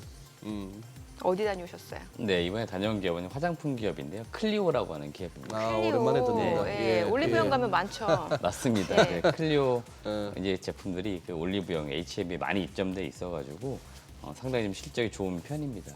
국내에서는 사실은 이제 최초로 이제 색조 화장품 전문 브랜드로 설립된 기업이었고요. 업력이 굉장히 오래됐습니다. 97년 설립되었으니까 굉장히 오래된 기업이고요. 주요 브랜드가 이제 클리오, 페리페라, 구달, 더마토리, 힐링버드 이런 이제 브랜드들이 있습니다. 그래서 실제로 여러분들이 뭐 올리브영 이런 데 가 보시면은 동사 제품들 많이 만나볼 수 있고요. 우선 가장 중요한 건 실적인 것 같습니다. 작년에 그 매출액 기준은 처음으로 3천억을 넘었습니다. 그래요? 그래가지고 이제 사상 최대 실적 기록을 했고요. 영업이익도 상당히 좋았는데 일단은 동사가 여러 이제 판매 채널이 있는데요. 이제 소위 말하는 이제 수익성이 좀 낮은 쪽, 대표적으로 면세점이나 도매 이런 쪽은 좀 비중을 줄였고요. 반대로 이제 잘 팔리는 H&M이나 온라인몰, 그러니까 자사몰이나 뭐 쿠팡 같은 이런 쪽에서 매출 좀 확대를 했습니다. 그래서 작년 영업이익도 비교적 좀 잘 나왔다라고 보시면 되겠고요. 동사가 브랜드별 매출 비중을 보시면 이제 클리오가 51%, 페리페라가 24%, 구달이 18%. 비교적 이제 브랜드별로도 매출이 좀 고르게 좀 분산되어 있습니다. 그래서 지금 여러 브랜드가 다 지금 잘 되고 있는 과정이 있다라고 보시면 되겠고, 동사 매출 비중 사업 보고서상 보시면은 색조하고 기초로 나눠져 있는데요. 네. 이 색조는 아무래도 마케팅이 좀 자주 들어가는 쪽이라고 합니다. 그러다 보니까 동사 입장에서는 비용 집행이 좀 많은 쪽이에요. 그러다 보니까 동사가 중장기적으로 이 기초, 보통 이 스킨케어라고 하는 쪽, 이런 쪽의 제품의 매출 비중을 늘리겠다 이런 계획을 잡고 있고, 수치로 보았을 때는 저 매출 비중에서 20에서 한 40%대까지 올리겠다 이런 계획을 잡고 있기 때문에 향후에 기초 쪽 매출 비중이 올라온다 그럴 경우에는 동사 영업이익률이 좀 더 좋아지겠다라고 보시면 되겠습니다. 그래서 일단은 수익성이 지금 잘 유지가 되고 있는데 이걸 지속적으로 유지를 좀 시키겠다 이런 중장기적 어떤 사업 계획을 잡고 있다라고 보시면 되겠습니다. 그래서 일단 지금 화장품주 내에서는 실적만큼 상당히 좋다라고 보시면 되겠고 성장성을 이제 어디서 가져올 거냐 결국 해외입니다. 지금 동사의 예. 매출 비중으로 다시 나눠보았을 때 작년 기준입니다. 작년에 국내 한 6% 정도가 국내였고요. 44%가 해외 쪽 매출이었는데요. 해외는 지금 미국하고 동남아 지역이 좀 잘 되고 있습니다. 미국 같은 경우에는 거의 뭐 매출의 99%가 아마존닷컴을 통한 매출이라고 합니다. 그러니까 역시나 온라인몰이죠. 그래서 아마존닷컴을 통해 가지고 매출이 잘 나오고 있고 여기는 올해도 그대로 유지가 될 것으로 보이고요. 동남아 같은 경우에는 지금 베트남, 필리핀, 싱가포르 이런 쪽에 많이 들어가 있는데 그중에서 베트남이 역시나 지금 잘 팔리고 있는 지역이라고 보시면 되겠습니다. 그래서 지금 해외에서는 이 두 개 지역이 잘 되고 있으니 여기를 계속적으로 확대를 하겠다 이런 계획을 잡고 있는 거고요. 지금 약간 문제가 되고 있는 게 어디냐면 일본 쪽입니다. 네. 지금 일본 같은 경우에 클리어가 진출한 지가 10년이 넘었는데요. 최근에 인디 브랜드라고 해서 소위 말하는 이제 브랜드를 가지고 화장품 사업하는 기업이 굉장히 많아졌습니다. 그러다 보니까 일본 시장에서 이 브랜드끼리 경쟁이 좀 치열한 것 같아요. 네. 그러다 보니까 자연스럽게 점유율을 약간 뺏긴 거죠. 네. 그래서 올해는 일본 쪽에서는 매출을 좀 턴 어라운드 시키겠다. 이게 근본 목표인 것 같고요. 이에 따라서 지난 4월 18일 공시를 했는데요. 두원, 그다음에 카와미라고 하는 일본의 일종의 법인입니다. 이거를 네. 인수를 했습니다. 그러니까 지금까지는 클리오가 일본 쪽은 이런 유통업체를 통해 가지고 대응을 했는데 예. 이제는 직접적으로 판매 법인을 설립하고 여기서 직접 대응을 하겠다. 직접 대응한다는 건 뭐냐면은 좀 더 빠르게 대처를 하겠다는 겁니다. 그러니까 그 시장 자체가 빠르게 변화하기 때문에 유통책을 통해 가지고 뭔가 대책을 세운다는 건 약간 느리기 때문에 직접적으로 여기서 현지에서 대응하겠다는 계획을 잡고 있는 거고 이에 따라서 일본 쪽에서 매출 다시 턴어라운드 시키겠다라고 하는 거고요. 중국은 지금 매출이 나오고 있지만 중국은 정확하게 이렇게 표현하시더라고요. 우리가 힘을 빼고 있다. 그러니까 중국에서는 예. 경쟁이 심하기 때문에 우리가 굳이 뭔가 마케팅을 한다든지 해가지고 매출 늘리려고 하지 않는다. 우리 이미 지금 미국이라든지 동남아 다른 지역에서 워낙에 매출이 잘 나오고 있으니 중국 유지만 하는 거고 힘을 조금씩 빼겠다. 그러니까 비용을 좀 줄이겠다는 걸 의미하는 겁니다. 그래서 지금 잘 되고 있는 북미나 동남아에서 좀 더 매출 캐파를 키워보겠다고 계획을 잡고 있으니까 올해는 이 두 개 지역에서 우리가 올해 주목해 보시면 좋을 것 같습니다. 올해 연간 실적은 매출액은 3,960억, 영업이익은 396억. 올해 역시 최대 실적 역시 경신되는 거고요. 그렇기 때문에 상당히 좋은 실적이 작년 올해 이어질 거고 당분간 이 분위기가 이어질 거라고 보시면 되겠고 마지막 한 가지 말씀드리고 싶은 건 뭐냐면은 이 화장품 업계의 트렌드를 잘 여러분들 이해하시면 좋은데요. 요새 소위 말하는 인디 브랜드가 강세거든요. 그러니까 최근에 금리도 높지 않습니까? 네. 그러니까 일반 소비자들 입장에서는 가성비를 좀 찾는 거예요. 그러다 보니까 화장품도 비싼 제품이 아니고 좀 더 중저가 제품을 많이 찾고 있는 거고요. 실제 중저가 제품도 써봤더니 품질력이 좋다는 거죠. 그렇기 때문에 최근에 이 인디 브랜드가 강한 게 화장품 업계 트렌드이기 때문에 예. 클리오 같은 중저가 화장품 업체들 실적은 좋을 거라고 좀 보시면 될 것 같습니다. 지금 뭐 클리오 설명 듣는 중에도 한번 보니까 지금 아무리 퍼시픽도 그렇고 화장품이 전반적으로 오늘 아무래 괜찮네요. 퍼시픽 또 외국인들이 많이 사기도 하고요. 많이 사기도 예. 하고. 근데 왜 그러냐면 올해 일단은 1, 2, 3분기 화장품 수출 자체가 상당히 좋은 편이고요. 네. 어제도 지금 한국관광공사에서 이제 발표가 됐지만 그 방한 외국인 숫자 좋은 편입니다. 그러니까 외국인들이 우리나라 들어와가지고 예. 과거에는 예. 쇼핑을 할 때 면세점 간다 이런 얘기 많이 했지만 예. 최근에 외국인들도 올리브영을 정말 많이 아, 갑니다. 올리브영. 그러니까 실제로 외국인들이 과거에는 면세점을 갔다라고 하면 요새는 올리브영을 가는 거죠. 그러니까 면세점 쪽은 잘 보면 호텔이라는 주가는 잘 안 가요. 예. 근데 화장품 관련된 쪽은 좀 가는 이유들이 여기에 있다고 보시면 될 것 같습니다. 우리 목요일 날 출연하는 한영희 대표는 아주 강한 섹터입니다만 우리 이재무 대표님 어떠신가 몰라. 화장품 말고 미용기기 쪽은. 미용 의료기기 쪽도 상당히 좋은 편이긴 했는데 앞서 말씀드렸던 파마리 리서치 이런 쪽 실제 상당히 좋거든요. 예. 이쪽도 여전히 사실은 호황이라고 보시면 될 것 같아요. 그래서 제가 볼 때는 실적이 꺾이지 않는 이상 제가 볼 때는 의료기기 쪽도 미용 의료기기 쪽도 계속 좋다라고 보시면 될 것 같아요. 그 전에 다녀온 기업과 관련해서 좀 추가로 좀 첨언해 주실 내용 있으시면 알려주세요. 네, 일단 뭐 오늘은 복합적으로 말씀드리고 싶은데요. 뭐 일단 제가 다녀온 기업들 중에서 오늘 좀 일부 오르는데 뭐 세코닉스라든지 파트론, MC넥스 이런 기업들이 전통적으로 네. 카메라 모듈 업체였거든요. 예, 예. 근데 오늘 일부 오르는 것들은 뭐냐면은 결국 자율주행, 그러니까 전장용 카메라를 지금 많이 사업의 어떤 방향성을 지금 두고 있습니다. 그렇기 때문에 오늘 일부 좀 약간 주목을 받고 있는 건데 이런 기업들이 아마 작년에도 실적은 썩 좋지는 않았었고 올해도 그닥 좋지는 않을 수도 있습니다만은 제가 볼 때 사업의 방향성은 분명하게 잘 잡고 있는 겁니다. 그러니까 향후 5년, 10년 이런 기업들이 다시 성장을 하기 위해서는 기존에 IT 쪽에 초점을 뒀다고 했을 때 이제 앞으로는 자동차 쪽에 초점을 두고 지금 사업의 방향성을 틀었고 앞으로 지금 가고 있기 때문에 오늘도 주목을 받고 있는데 이런 기업들 좀 우리가 저점에 있을 때 좀 관심을 두시면 어떨까라고 좀 코멘트를 드리고 싶습니다. 네, 오늘 내용 잘 들었습니다. 고맙습니다. 네, 오늘 들으신 기업과 관련해서 더 자세한 정보 원하시는 분들은요. 카카오톡 채널에서 크존 검색하시거나 탐방맨 검색하시면 될 것 같고요. 크존 앱 다운로드 받으셔도 다양한 주식 정보 확인해 보실 수 있으니까요. 이 부분까지 참고해 보시면 될 것 같습니다. 자, 그럼 최근 외국인 또 어떤 종목들, 어떤 리포트 관심 있게 보는지 확인해 보겠습니다.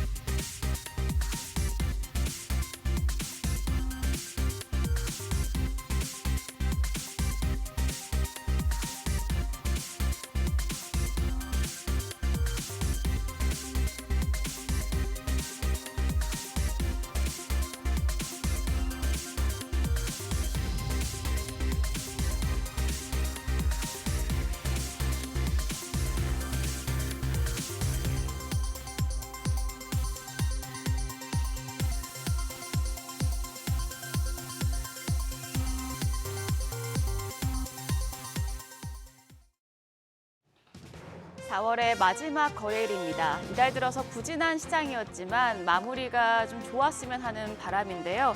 코스피 오늘 2,700선 돌파 기대되고 있습니다. 지금 이 시각 현재 양지수 모두 상승 출발을 했는데 코스피가 0.47% 올라갑니다. 2,699선 지나가고 있고요. 코스닥 0.44% 상승 추세 보여주고 있습니다. 873선 지나갑니다.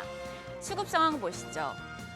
오늘 유가증권 시장 매매 동향부터 살펴보겠습니다. 오늘 좀 유가증권 시장에서 양 매도가 나오고 있지만 그래도 지수는 선방하는 분위기입니다. 외국인이 197억 원, 기관이 316억 원, 팔자 포지션. 오늘은 개인만이 유가증권 시장에서 373억 원 매수 우위 기록 중입니다.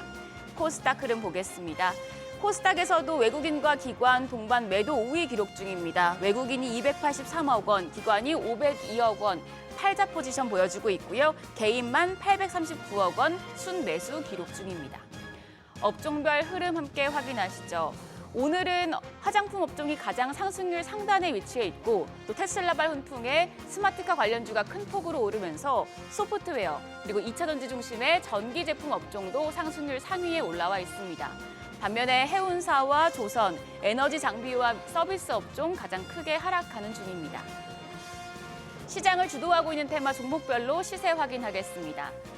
간밤에 뉴욕 증시에서 테슬라가 급등한 영향을 시장이 톡톡히 보고 있습니다. 테슬라가 중국에서 완전 자율주행 FSD 소프트웨어를 출시할 수 있는 기반이 마련됐다는 소식에 주가가 크게 올랐었죠.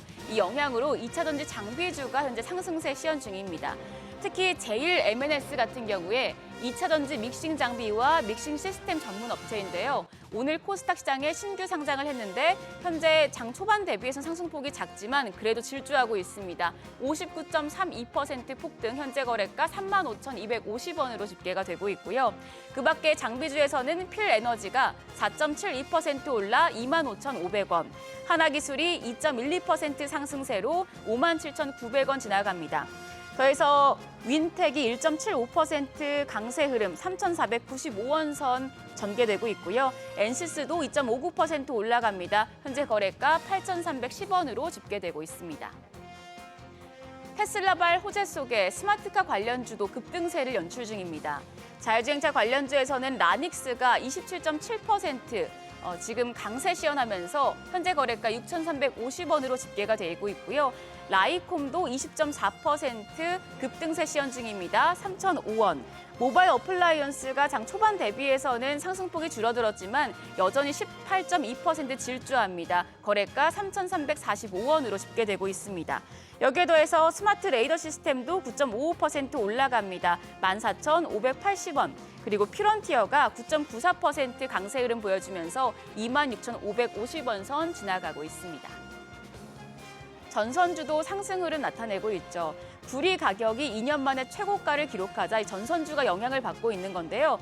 특히 대원전선이 오늘 52주 신고가를 경신했습니다. 현재 6.57% 올라가면서 3,405원 선 지나가고 있고요. LS 에코에너지 어제 상한가를 기록했는데 오늘 7.92% 추가 상승 보여줍니다. 거래가 29,300원. 그 밖에 가온전선이 1.62% 올라가면서 52,200원 집계되고 있고요. 대한전선이 0.91% 강세 흐름, KBI 메탈이 지금 15.74% 질주 중입니다. 거래가 2,615원으로 잡히고 있습니다. 마지막으로 화장품주 보겠습니다. 오늘은 화장품주도 상승세 기록 중입니다. 그동안 부진의 늪에 빠졌던 화장품 업계가 다시 활기를 되찾고 있기 때문인데요. 특히 아모레퍼시픽이 호실적 속에 오늘 52주 신고가를 경신했습니다. 아모레퍼시픽은 연결 기준 올해 1분기 영업이익이 727억 원으로 지난해 동기 대비해서 12.9% 증가했는데요. 화장품업계 양대 산맥인 LG 생활건강과 이제 아모레퍼시픽까지 매출과 영업이익이 반등하자 화장품주 업황 회복 기대감이 커지고 있는 상황입니다.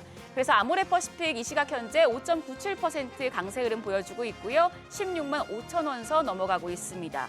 리더스 코스메틱이 3.93% 상승세 3,440원, 코스나인이 4.95% 강세 흐름 보여주고 있고요. 삐아가 2.5% 올라갑니다. 현재 거래가 14,460원으로 집계되고 있습니다. 여기에 더해서 아모레주 역시도 오늘은 3.5% 강세 흐름 33,500원에 거래되고 있습니다. 오늘 시장 4월의 마지막 거래일 그래도 우여곡절 끝에 무난하게 강세 흐름 보이면서 장을 마쳤으면 좋겠는데요. 오늘 장에서 눈여겨볼 업종 그리고 시장 대응 전략까지 알아보겠습니다. 오늘은 크라우드 에셋 김정훈 전문가 전화로 연결돼 있습니다. 전문가님 안녕하십니까? 네, 안녕하세요. 네, 이제 간밤 미증시에서 테슬라가 완전 자율주행 서비스가 중국에 도입될 것이란 기대감에 급등했습니다. 그래서 우리 국내 관련주에도 지금 투자자들의 관심이 모아지고 있는데요.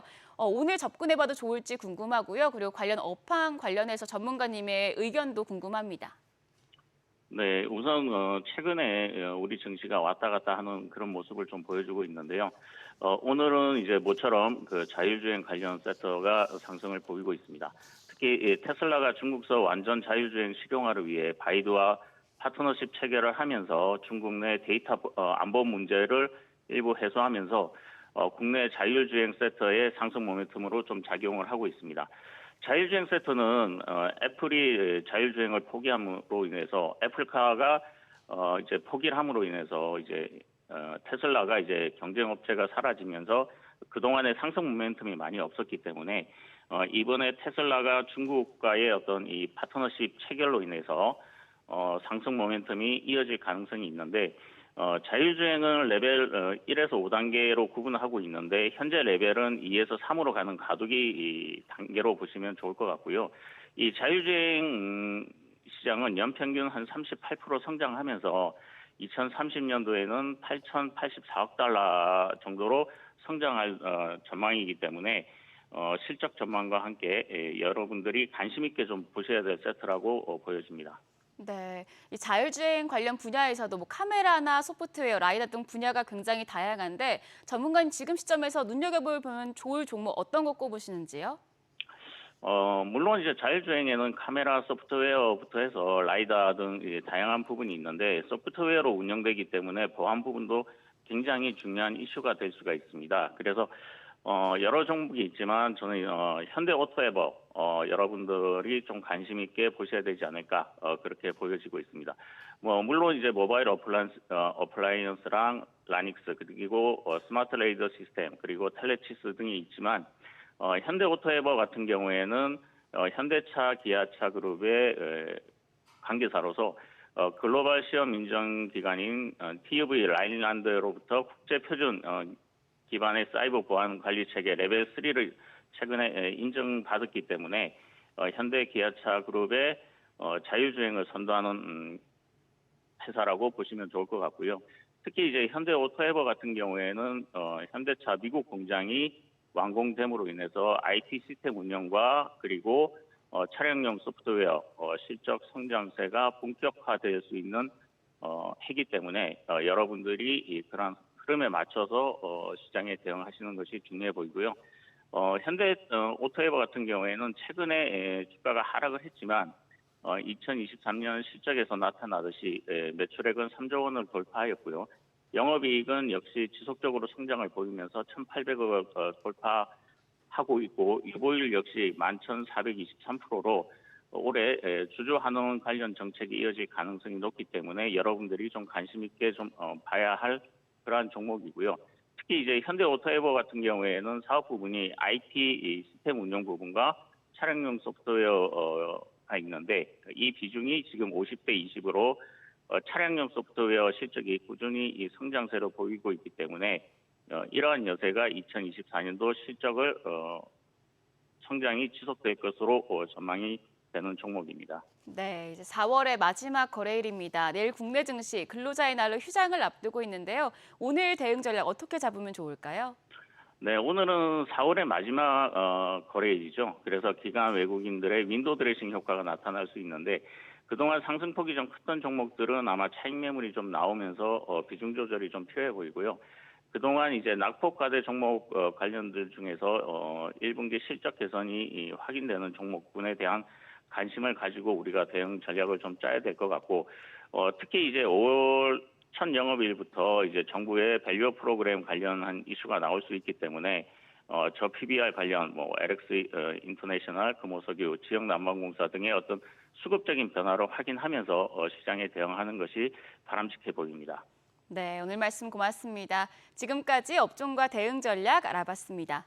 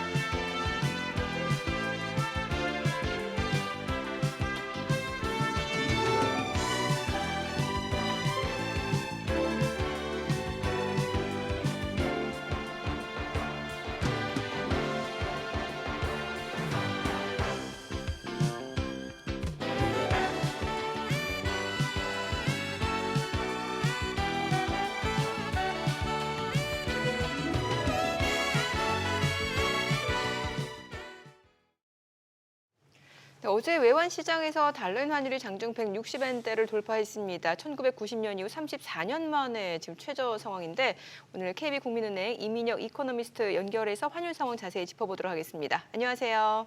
네, 안녕하세요. 네, 지난주 BOJ 금리 동결 발표 이후 엔화 약세가 더 가속화되는 분위기인데 현재 엔 흐름 어떤가요? 네, 전일 아시아장에서 달러엔 환율이 이제 장중에 160엔까지 올랐는데요. 사실상 엔화 환율이 이렇게 급등한 이유로는 지난주 있었던 BOJ 금정의 결과가 상당히 좀 완화적으로 해석된 탓이 큰 것 같아요. 정책 금리도 0.1%로 동결됐고, 이후로 추가 긴축에 대한 별다른 입장도 내지 않았던 것이 좀 엔화 약세를 부추기지 않았나 생각이 되고요. 그런데 이제 지금은 달러당 156엔 정도에서 좀 안정적으로 유지되고 있는 모습이고, 변동성도 많이 줄어든 상황이라고 볼 수 있을 것 같습니다. 네. 자, 이렇게 이제 말씀하신 대로 지난주 일본은행의 BOJ의 통화정책 회의 이후에 달러엔 상승에 이제 탄력이 붙었고 그러다 보니 155엔 뚫리고 나서 바로 160엔까지 올라서려고 하니 어제는 이제 한바탕 소동이 벌어졌습니다. 우리 이민혁 이코노미스트 보시기에 BOJ에서는 노코멘트로 얘기했습니다만 이거는 BOJ가 개입을 했다고 봐야 되는 거 아닌가요? 네, 사실 전일장에서 이제 160엔까지 급상승한 이후에 다시 5엔 가까이 급락하는 모습이었는데요. 현재 확실히 밝혀진 바는 없지만 아마도 환율이 급하게 오르다 보니까 일본 외환 당국도 실개입에 나서지 않았나라고 추정이 되고 있는 상황이고 실제로 장중에 환율 낙폭이 상당히 컸었고 160엔 부근에서는 거래가 굉장히 좀 크게 늘어났다는 점에서 좀 실제로 개입에 나섰을 가능성이 상당히 높다고 보고 있습니다. 또 지난주 기자회견에서 그 우에다 가지고 일본은행 총재가 당분간 완화적인 금융 환경이 지속될 것이다 이렇게 언급을 했는데 이 발언 해석대로라면 조기 금리 인상 좀 어렵다고 봐야 되는 건가요? 네, 우선 좀 조기 금리 인상은 좀 어려울 것 같은데 총재 발언을 다시 한번 되짚어볼 필요는 있을 것 같아요. 뭐 총재의 완화적 금융 환경 유지라는 발언이 사실상 현재 BOJ가 원하는 정도의 물가를 유지하기에는 국내 여건이 좀 충분치 않다라는 입장으로 해석해 볼 수 있을 것 같은데요. 그래서 외부적인 요인, 그러니까 지금과 같은 엔화 약세를 어느 정도는 좀 용인하면서 인플레이션을 자극하고 이 부분이 다시 임금 인상으로 이어지는 뭐 소위 임금과 물가의 어떤 선순환을 유도하고 있는 것으로 생각이 되고요. 따라서 사실상 우에다 총재 발언이 뭐 앞으로의 추가 인상 가능성을 완전히 차단하는 발언이라기보다는 오히려 엔화 약세를 어느 정도는 좀 용인하고 이를 통해서 물가가 안정적으로 유지될 수 있을 만한 환경이 조성된다면 뭐 그때 가서는 추가 긴축도 고려해 볼 수 있다라고 풀이해 볼 수 있을 것 같아요. 다만 이제 지금과 같은 엔화 약세가 인플레이션에 영향을 미치기까지는 다소 시간이 좀 걸리기 때문에 아마 빠른 금리 인상은 좀 어렵지 않나라고 생각이 되고 뭐 올린다고 해도 올해 연말 무렵에나 한 번 정도 더 올릴 수 있지 않을까라고 예상하고 있습니다. 네. 네. 일단 지난 4월 16일 날 한번 장중에 1,400원을 터치하고 나서는 지금 이제 어느 정도 안정세를 보입니다만 우리 환율이 이제 문제입니다. 어제도 뭐 달러엔 환율에 조금 영향은 받는 듯 했습니다만 좀 상대적으로 좀 덜 올랐고 저 우리 어떻게 보세요? 우리 환율 지금 또 1,400원 위도 또 열어놔야 되나요? 네, 우선 뭐 달러 환율은 당분간은 좀 내려가기는 쉽지 않은 상황인 것 같아요. 우선 이번 주만 보더라도 미국 FOMC도 있고 뭐 고용 지표도 발표될 예정이라서 뭐 이런 부분에 대한 경계 심리가 환율 하단을 좀 제약할 걸로 보이고요. 그리고 만약에 이제 파월 의장 발언이 뭐 예상보다 더 매파적으로 나오고 뭐 고용도 여전히 견고하다는 점이 다시 한번 확인된다면 환율도 아마 지금 수준보다는 좀 더 오를 수 있다고 보고 있고요. 또한 최근 일본 엔화랑 한국 원화가 서로 동조하고 있다는 측면에서 좀 환율이 불안한 것도 사실입니다. 다만 최근 우리나라 성장률이 예상보다 상당히 높게 나왔고 뭐 경상수지도 흑자가 유지되고 있기 때문에 뭐 펀더멘털이나 뭐 수급 여건상 원화가 아주 약한 상황이라기보다는 오히려 상당히 좀 저평가되어 있지 않나라고 보고 있고요. 아마 앞으로 미국 물가가 어느 정도 좀 꺾이는 모습이 나오고 뭐 연준도 언젠가는 금리를 내리게 되는 상황이 오면 뭐 그때부터는 원화가 저평가됐던 부분도 어느 정도 해소되면서 환율도 꾸준히 내려가는 모습을 보이지 않을까라고 전망하고 있습니다. 네, 알겠습니다. 오늘 내용 잘 들었습니다. 고맙습니다. 네, 감사합니다. 최신 재테크 트렌드를 다루는 하우머니 시간입니다. 시장 불안감이 계속될 땐 개별 종목 리스크를 피할 수 있는 분산 투자가 무엇보다 중요한데요. 네, 최신 ETF 동향과 유망 섹터까지 알아보는 코너입니다. 오늘은 키움 투자자산 운용의 정성인 부장님과 함께합니다. 어서 오세요, 부장님. 네, 안녕하십니까. 예, 저희 또 우리 또 재테크 노하우 머니쇼는 또 이제 첫 출연이십니다. 네, 그렇습니다. 네, 또 아침 바쁜 시간에 나와주셔서 감사하고요. 네, 감사합니다. 네. 부장님, 저기 한번 4월 마지막이고 또 이제 5월 또 앞두고 있으니까 한번 시장 상황 전체적인 한번 시황을 한번 듣고 가볼까요? 네. 네. 일단 4월 시장을 좀 진단을 해보면요. 네. 아마도 투자자 여러분들께서 굉장히 힘든 한 달을 좀 보내셨을 거라 예상이 되어집니다. 그만큼 등락이 굉장히 컸었고요. 주식형과 채권형이 동반 약세를 보이면서 2022년에 악몽을 좀 되풀이한 듯한 느낌이었습니다. 다만 조금 다행인 부분은 이제 월말로 갈수록 지수가 좀 반등을 했다라는 부분에 있어서 조금 다행이다라고 생각이 되어지고요. 4월 시장을 일단 한마디로 요약을 좀 해보면 호재에 둔감하고 악재에 민감했던 시장이다. 이렇게 요약을 할 수 있을 것 같습니다. 그만큼 악재들이 굉장히 지금 중첩돼서 펼쳐졌었는데요. 간단히 설명을 드려보면은 일단 기본적으로 이제 연준의 통화정책 불확실성이 재점화가 좀 됐죠. 예. 네. 일단 4월 중에 발표되었던 3월 물가 지표들이 예상보다 좀 높게 나오면서 금리 인하에 대한 기대감이 확연히 좀 뒤로 밀리는 느낌이었습니다. 그래서 연준의 통화 정책이 굉장히 좀 불확실성이 증대가 됐다. 이게 이제 첫 번째 악재였고요. 두 번째는 중동의 지정학적 리스크입니다. 예, 뭐 잘 아시겠지만 지금 이스라엘을 하마스 공격 이후에 계속해서 좀 확전 분위기가 이어지고 있고 거기에 이제 중동의 맹주인 이제 이란까지 참여하게 되면서 전쟁까지 가는 거 아니냐라는 우려가 좀 나오면서 시장에 굉장히 안 좋은 분위기를 연출을 했었고요.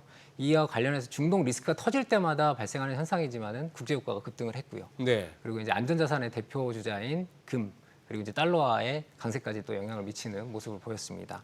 마지막으로 이제 시장 주도주의 실적 악화 우려인데요. 지금 이제 어닝 시즌이 본격적으로 시작이 됐지 않습니까? 예. 미국 같은 경우에. 그래서 이제 빅테크라고 불리는 소위 이제 빅세븐 M7 주식들이 그 실적 자체가 좀 등락을 기록을 하면서 증시 자체가 조금 조정을 받는 모습을 좀 기록을 했습니다. 그만큼 이제 4월이 굉장히 힘든 시장이었는데요. 일단 악재를 소화하는 과정에서 ETF 시장에서도 큰 영향을 받았다. 이렇게 요약을 좀 드릴 수 있을 것 같습니다. 네, 호재 둔감, 악재 민감. ETF 시장에도 분명히 영향이 있었을 것 같은데 최근 ETF 수익률은 어땠나요? 네, 일단 뭐 주간 기준으로 한번 먼저 살펴보시면요. 주간 수익률에서는 조선과 중공업, 소위 말하는 이제 굴뚝산업이 좀 강세를 네네. 보였습니다. 뭐 증시가 조정을 받을 때는 뭐 나타나는 현상이기도 합니다만은 그와 별개로 최근에 이제 펼쳐졌던 강달러, 예. 강달러에 따른 이제 우호적인 거시 환경이 좀 조성이 됐고요. 거기에 이제 친환경 고부가 선박의 수주 호조까지 나타나면서 일단은 조선 관련된 주식들 또 중공업 주식들이 좋은 수익률을 기록을 했고요. 거기에 이제 한 가지 더하자면은 4월 19일에 미국에서 이제 중국 철강에 대한 제재를 발표를 했거든요. 그래서 철강 쪽도 좋았지만은 지금 한국하고 가장 경쟁을 하고 있는 중국 조선업에 대한 예. 우려가 나타나면서 한국 조선업들이 상대적으로 또 부각이 되는 그런 증상이 나타났습니다. 그래서 수익률 같은 경우에 1등 같은 경우에 지금 소울 신한자산에서 운영하고 있는 소울 조선 탑3 플러스 ETF 그리고 이제 하나로의 FN 조선 해운과 같은 조선 관련된 상품들 그리고 타이거 200 중공업, KB스타 200 중공업. 그래서 이 중공업 종목들 같은 경우에는 조선과 함께 이제 원전주들이 포함이 돼 있거든요. 네네. 그래서 이런 종목들이 주간 수익률에서 상위를 좀 기록을 했다라고 말씀을 드릴 수 있을 것 같고요. 이제 1개월 기준으로 한번 보시면요. 여전히 AI 반도체 관련 종목들이 다시 수익률이 좀 회복이 됐습니다. 네. 사실 월 중에 조금 빠지는 모습을 보였는데요. 네. 일단 월말로 올수록 수익률이 좀 회복이 돼서 반도체 후공정 신한자산에서 운영하고 있는 HBM 관련 패키징 ETF이죠. 예. 그리고 원자력과 태양광 쪽이 주목을 받았는데요. 이 부분은 뭐 그 최근에 AI가 수혜를 받으면서 그 전력 수요 증대에 따른 관련 업종들이 굉장히 부각이 되고 있는 상황이거든요. 네. 그래서 그에 따라서 지금 이제 전력 신재생 에너지 쪽인 원자력과 태양광 쪽이 주목을 받는 듯한 모습을 나타내고 있습니다.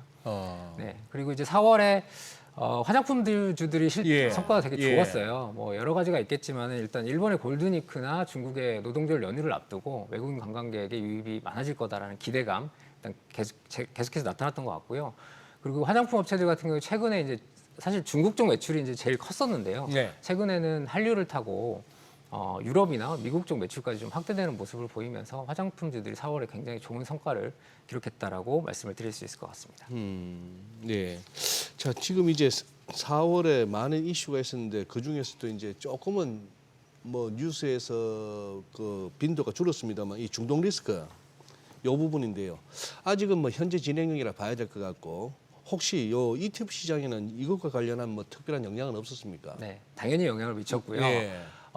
지금 이스라엘과 하마스의 휴전 얘기가 어제 오늘 좀 나오는 네. 것 같습니다. 네네. 그럼으로써 이제 뉴스에서도 빈도가 좀 줄었고 약간 국제유가도 안정화를 좀 보이는 모습이긴 합니다만은 말씀하신 바와 같이 중동의 지정 확정 리스크가 끝났다라고 보기에는 아직은 좀 이른 것 네. 같습니다.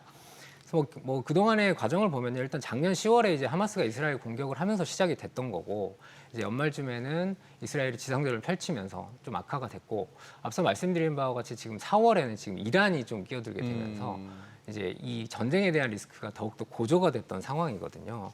그럼에 따라서 당연스럽게 중동 리스크가 터질 때마다 항상 부각되는 국제유가 네. WTI 기준으로 거의 90불 가까이 올라갔지 않습니까? 예. 87불 정도까지 올라갔었고요.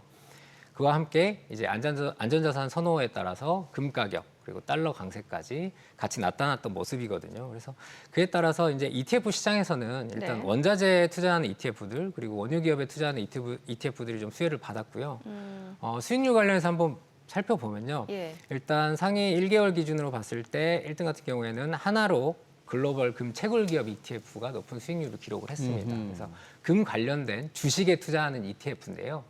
금 가격도 올랐지만 관련 주식들까지 오르면서 좋은 수익률을 기록을 했고요. 그리고 3위와 5위에 있는 코덱스 미국 S&P 500 에너지 합성 ETF랑 5위에 있는 저희 키움자산에서 운영하고 있는 코세프 미국 원유 에너지 기업 같은 경우에는 원유를 생산하는 글로벌 에너지 기업에 투자하는 상품입니다. 그래서 원유 가격 상승에 따라서 수혜를 입어서 좋은 수익률을 기록을 했습니다. 그리고 2위 같은 경우에는 코덱스 미국 S&P 500 유틸리티인데요. 뭐 네. 전력 에너지 쪽에 투자하는 기업들이 포진이 되어 있다라고 보시면 될 것 같고 글로벌 원자력 또한 앞서 말씀드린 비슷한 이슈로 좋은 수익률을 기록을 했습니다. 전 코세프 언제 나오나 기다렸어요. 네, 사실 3월에 굉장히 많았던 걸로 기억을 하는데 네, 저도 조마조마했습니다. 아, 코세프가 키움 자산 운용가구나. 네, 네, 그래도 그렇습니다. 지금 5위 안에 들었어요. 다행히. 네, 그래서 체면치레 한 것 같습니다. 네. 야, 아니, 저 네. 하나로 글로벌 금채굴 기업 우리 그 김혜민 본부장님 아. 나와서 그때 얘기하시던 기억이 생생하네요. 맞아요. 네. 바로 얼마 전이었는데. 네. 뭐 수익률. 금가격이 최근에 계속 좋았으니까. 예, 금보다도 금채굴 기업으로 해버렸군요. 원래 그렇잖아요. 예, 그러니까. 네. 그 유가 말씀 주셨는데 이제 세계은행이 보니까 만약에 지정학적 리스크가 지속된다라고 하면은 이게 브렌트유 기준이겠죠. $100 넘길 것이다. 이런 예측이 나오고 있다 보니까 이미 유가가 좀 어느 정도 올랐다라고 생각이 들면도 불구하고 원자재라든지 원유 투자 고민하시는 분들 꽤 있으실 것 같은데 그런 분들한테 어떤 전략이 좋을까요? 네, 일단 국제유가가 좀 안정화되는 모습이긴 합니다. 예. 80불 초반까지 지금 내려온 상황이긴 한데 뭐 사실 중동 같은 경우 화약고라고 불릴 만큼 언제 터져도 이상하지 않으리만큼 네네. 계속해서 지정학적 리스크가 있다 보니까 뭐 100불에 대한 부분이 뭐 근거 없는 얘기는 아니다라고 생각이 되어집니다. 그만큼 이제 원유 투자에 올해는 좀 관심을 가져보시는 예. 게 좋겠다라고 생각이 되어지고요. 원유 투자를 하시는 데 있어서 이제 가장 광범위하게 사용하시는 방법은 일단 원유 유가 선물에 투자하시는 방법이 있습니다. 근데 이제 선물에 직접 투자하시는 분들보다는 원유 선물 관련된 ETF에 투자하시는 분들이 많으시거든요. 네. 그만큼 코로나 때도 굉장히 큰 이슈가 됐던 ETF인데요.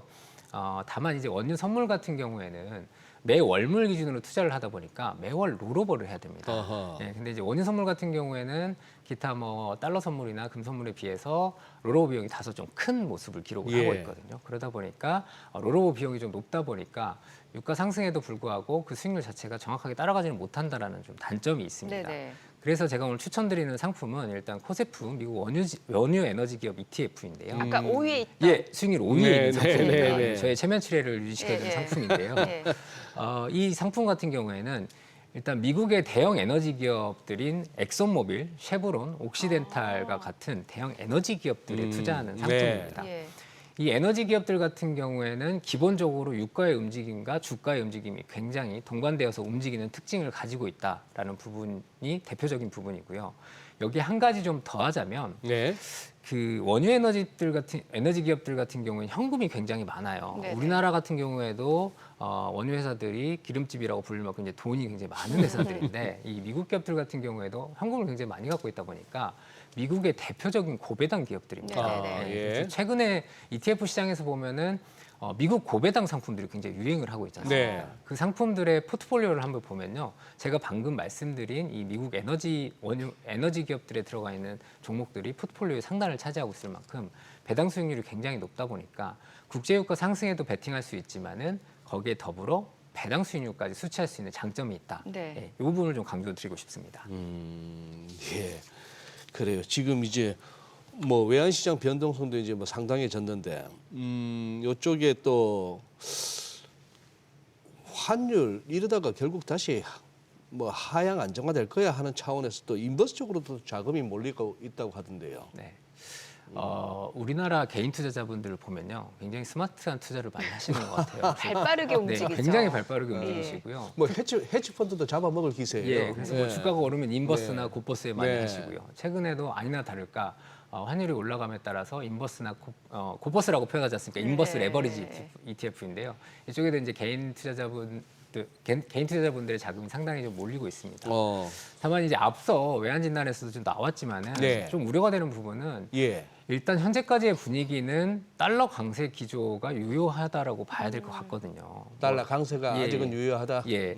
왜냐하면 뭐 일단은 미국의 독보적인 성장세 자체가 지금 꺾이지를 않고 있는 네. 상황이다 보니까 미국의 달러 강세가 계속되고 있고 일단 기준금리의 인하 기조 자체가 지금 뒤로 밀리다 보니까 사실 기준금리 인하가 기대됐을 때는 어쨌든 간에 미국의 이제 자금들이 이머징으로 좀 이전이 되면서 네. 달러 약세가 좀 펼쳐지지 않겠냐라는 전망들이 많이 나왔었는데 이 기조가 바뀜에 따라서 이 또한 지금 달러 강세 기조에 영향을 미치는 요인으로서 작용을 하고 있고요. 상대적으로 이제 원화 같은 경우에 펀더멘털이 좀 안 좋다 보니까는 지금 약세폭이 더 커지고 있는 상황이고요. 그리고 한 가지 더 하자면 지정학적 리스크. 이것까지 네. 해서 지금 달러 강세 기조는 유효한 것 같거든요. 그래서 이 부분이 해소가 되기 위해서는 어찌됐든 간에 지정학적 리스크도 좀 해소가 되고 미국의 물가 지표가 안정이 되면서 금리 인하에 대한 얘기들이 좀 나와야지만 투자가 가능할 거기 때문에 네. 사실 인버스나 인버스 레버리지 투자하시는 분들 입장에서는 뭐 언젠가는 내려갈 거다라는 얘기를 하실 수는 있겠지만 네네. 좀 인고의 시간이 필요할 수도 있기 때문에 아, 너무 예. 빠르게 네. 들어가면. 예, 그래서 사실 너무 빠른 진입보다는 좀 예. 시장 상황을 좀 눈여겨보시면서 투자를 해보시는 방법도 좋을 것 같다라고 생각이 됩니다. 네. 이게 사실 달러에 투자하는 방법도 굉장히 여러 가지가 있잖아요. 뭐 좀 투자 목적에 따라서도 좀 유리한 방법도 달라질 수 있을 것 같은데 좀 비교해서 설명을 해주세요. 네, 일단 달러 투자하시는 방법 굉장히 많습니다. 특히 네. ETF 시장만 하더라도 한 22종의 ETF가 출시될 만큼 굉장히 많고요. 그 ETF들만 하더라도 최근 한 달 사이에 약 400억 가까이 자금이 몰리면서 예. 그만큼 최근에 이제 원달러 환율이 굉장히 시장에서 중요한 포인트가 되었는데 달러에 투자하시는 방법을 간단하게 한 3가지 정도로 제가 말씀을 드려볼게요. 일단 가장 쉬운 방법, 은행에 가서 달러로 환전하시는 방법이죠. 네, 근데 이거를 뭐 개인이 들고 계실 수도 있지만은 요즘에는 은행에서 외화 정기예금이라고 해가지고 그 달러 환전하신 거를 은행에 맡기시면 이자를 좀 주고 있어요. 네네. 그렇기 때문에 기본적으로 환율이 낮을 때 들어가서 환율이 높을 때 파시는 방법을 이용하고 여기에 이제 이자 소득까지 좀 수취할 수 있다라는 장점이 있는 은행 외화 예금에 가입하실 수 있는 방법이 있습니다. 가장 큰 장점은 환차익에 대한 세금이 없다라는 부분입니다. 네, 그렇기 때문에 환차익을 그대로 가져가실 수 있다는 장점이 있는데 단점은 일단 환전 수수료가 좀 있습니다. 은행 같은 경우에 아시다시피. 그리고 이제 외화예금을 인출하실 때는 인출 수수료도 또 별도로 받거든요. 네. 때문에 그런 좀 단점이 있다라는 부분 참고하시면 좋을 것 같고요. 두 번째는 제가 그 증권사 외화 RP에 대해서 좀 설명을 드리려고 하는데 외화 RP. 네, 아마도 해외 주식 요즘 투자하시는 분들 워낙 많잖아요. 예. 네. 해외 주식 투자하시는 분들이 굉장히 많이 사용하시는 방법 중에 하나예요. 그래요? 증권사에 뭐 미국 주식을 사기 위해서는 달러를 환전해서 가지고 있어야 되잖아요. 네. 근데 이제 그거를 계좌에 방치하기보다는 이 외화 RP라는 거를 운용을 함으로써 나의 현금 운용 수익률을 더해주는 방식이거든요. 그래서 외화 RP 같은 경우에 뭐 7일 내지 뭐 30일, 90일 이런 기간물도 있고요. 네. 아니면 매일매일 이자를 지급해주는 방법도 있습니다. 그래서 이 외화 RP 같은 경우에 장점은 일단은 매일매일 좀 이자를 주고 뭐 기간 동안 이자를 주는데 이 이자율 자체가 앞서 말씀드린 은행의 외화 정기예금보다는 조금 다소 높은 수준입니다. 네, 이게 이제 증권회사의 시중도로 지급을 하는 거다 보니까 네. 조금 더 높은 이자율을 지급을 예. 하는데요. 연율로 한 4%, 5%? 네, 증권회사마다 조금 다른데요. 예. 달러 예금이기 때문에 네. 4%는 넘어가고요. 4%는 넘어가고. 4% 중반 정도에 형성되고 네. 있습니다. 네. 네. 단점 같은 경우에는 일단 예금자 보호가 안 되고요. 예. 아, 네. 예, 그리고 이제 그 세금이 15.4%의 배당소득세가 존재한다라는 부분이 좀 있습니다. 그리고 당연히 원리금 보장 상품이 아니다 보니까 환차손에 따른 손실을 보실 수도 있다라는 부분이 좀 단점으로 작용할 수 있을 것 같습니다. 네.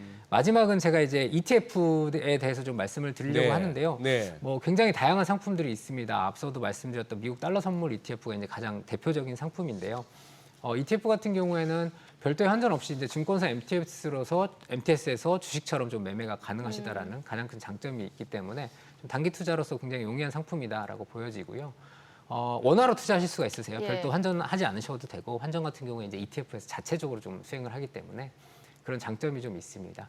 다만 이제 얘 같은 경우에도 매매 차익에 대해서는 15.4%의 배당소득세를 부과를 하고 있다라는 네. 단점이 좀 있을 것 같습니다. 그러니까 미국 주식을 직접 매수하게 되면 22%잖아요. 네, 양도소득세의 양도소득세고. 22%. 네. 근데 ETF로 활용하면은 배당소득세. 그 국내 상장 ETF 같은 경우에는 15.4%의 예. 배당소득세이고요.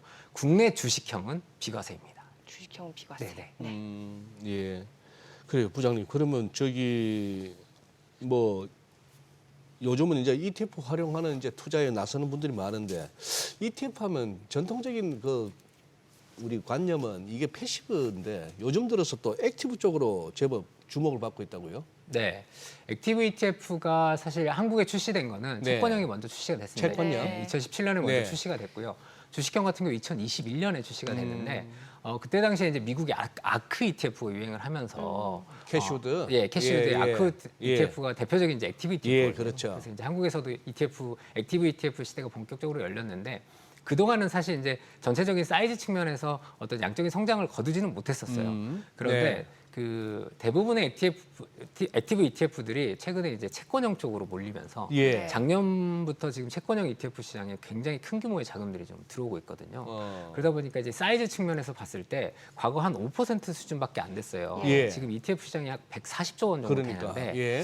최근에 이 수준이 35%, 약 50조 원 수준까지 올라왔습니다. 액티브가요? 네네. 그래서 오. 굉장히 빠른 속도인데 네. 이 기저에는 채권형 ETF의 급격한 네. 수요 증가가 가장 주된 요인이다라고 말씀을 드릴 수 있을 것 같고요. 그래서 최근에 이제 ETF 시장의 트렌드 자체는 주식형은 패시브, 네. 채권형은 액티브로 투자하시는 이제 이 트렌드 자체가 좀 자리매김을 하고 있는 것 같습니다. 네. 그래서 뭐 패시브 ETF, 액티브 ETF 뭐 말만 다르지 어떤 차이가 있나라는 궁금증이 좀 있으실 것 같아서 간략하게만 좀 설명을 드리면 패시브 ETF 같은 경우에는 이제 벤치마크라는 게 있습니다. 예를 네. 들어서 S&P 500 예. 지수가 이제 벤치마크인데 얘 지수에서 정하는 종목과 그 종목의 비중을 정확하게 추종하는 걸 목표로 하고 있는 상품이 패시브 ETF이다라고 보시면 될 것 같고 액티브 ETF 같은 경우에는 지수가 있는데요. 이 지수를 아웃퍼폼하는 것을 목표로 두고 있다 보니까 매니저의 판단이 좀 들어가야 됩니다. 그렇기 그렇죠. 때문에 다소 보수 측면에서는 패시브 ETF보다 조금 높다라는 단점은 있습니다. 저희 키움자산운용에서도 이런 액티브와 패시브를 전체 예. 상품을 운용을 하고 있는데요. 저희는 브랜드가 좀 두 개입니다. 그래서 뭐예요? 패시브 같은 경우에는 코세프 ETF를 쓰고 있고 코세프. 코세프. 아, 액티브는 저희가 이제 히어로즈라는 브랜드. 히어로. 히어로즈. 아, 저희가 그 야구단이 있다 보니까 그러네요. 야구단을 키움 히어로. 이용해서, 네, 예. 히어로즈 브랜드를 액티브 ETF 브랜드로 별도로 좀 사용을 하고 있습니다. 직관적이네요. 네, 그렇습니다. 김하성 선수나 이정우 선수 요즘 막 진짜 헐헐 날던데. 네, 다 키움 히어로즈 예, 출신의 그러니까 선수들입니다. 네. 좀 키움 ETF로 좀 헐헐 날 수 있도록 투자자분들. 네, 앞으로 좀 그렇게 해봐야 될 것 같습니다. 액티브 네. 성적은 괜찮나요, 실제? 네, 일단 뭐 채권형들 같은 경우에 당연히 벤치마크 대비해서 아웃퍼폼을 하고 있고요. 굉장히 네. 좋은 성과를 좀 기록을 하고 있어서 요즘 관심도도 굉장히 높아지고 있는 상황입니다. 네. 네, 오늘 내용 잘 들었습니다. 고맙습니다. 예, 감사합니다. 오늘 4월 마지막 거래일인데 외국인 지금 순매수를 나타내면서 소장님 바람대로 2,700선 회복이 됐어요. 2,708포인트. 잘하면 이거 2,720 찍고 4월 마감할 수도 있겠는데요. 5,700개가 넘네, 순매수가 네네네. 거래서. 저 친구도 마음이니까. 네, 저희 방송 중에 전해드린 네. 내용과 관련해서 모든 투자 판단의 책임은 투자자분들께 있다는 점 알려드립니다. 네, 세상의 모든 돈 되는 정보 재테크 노하우 모니쇼. 오늘은 여기서 인사드리겠습니다. 저희는 내일 오전에도 8시에 찾아뵙겠습니다. 고맙습니다.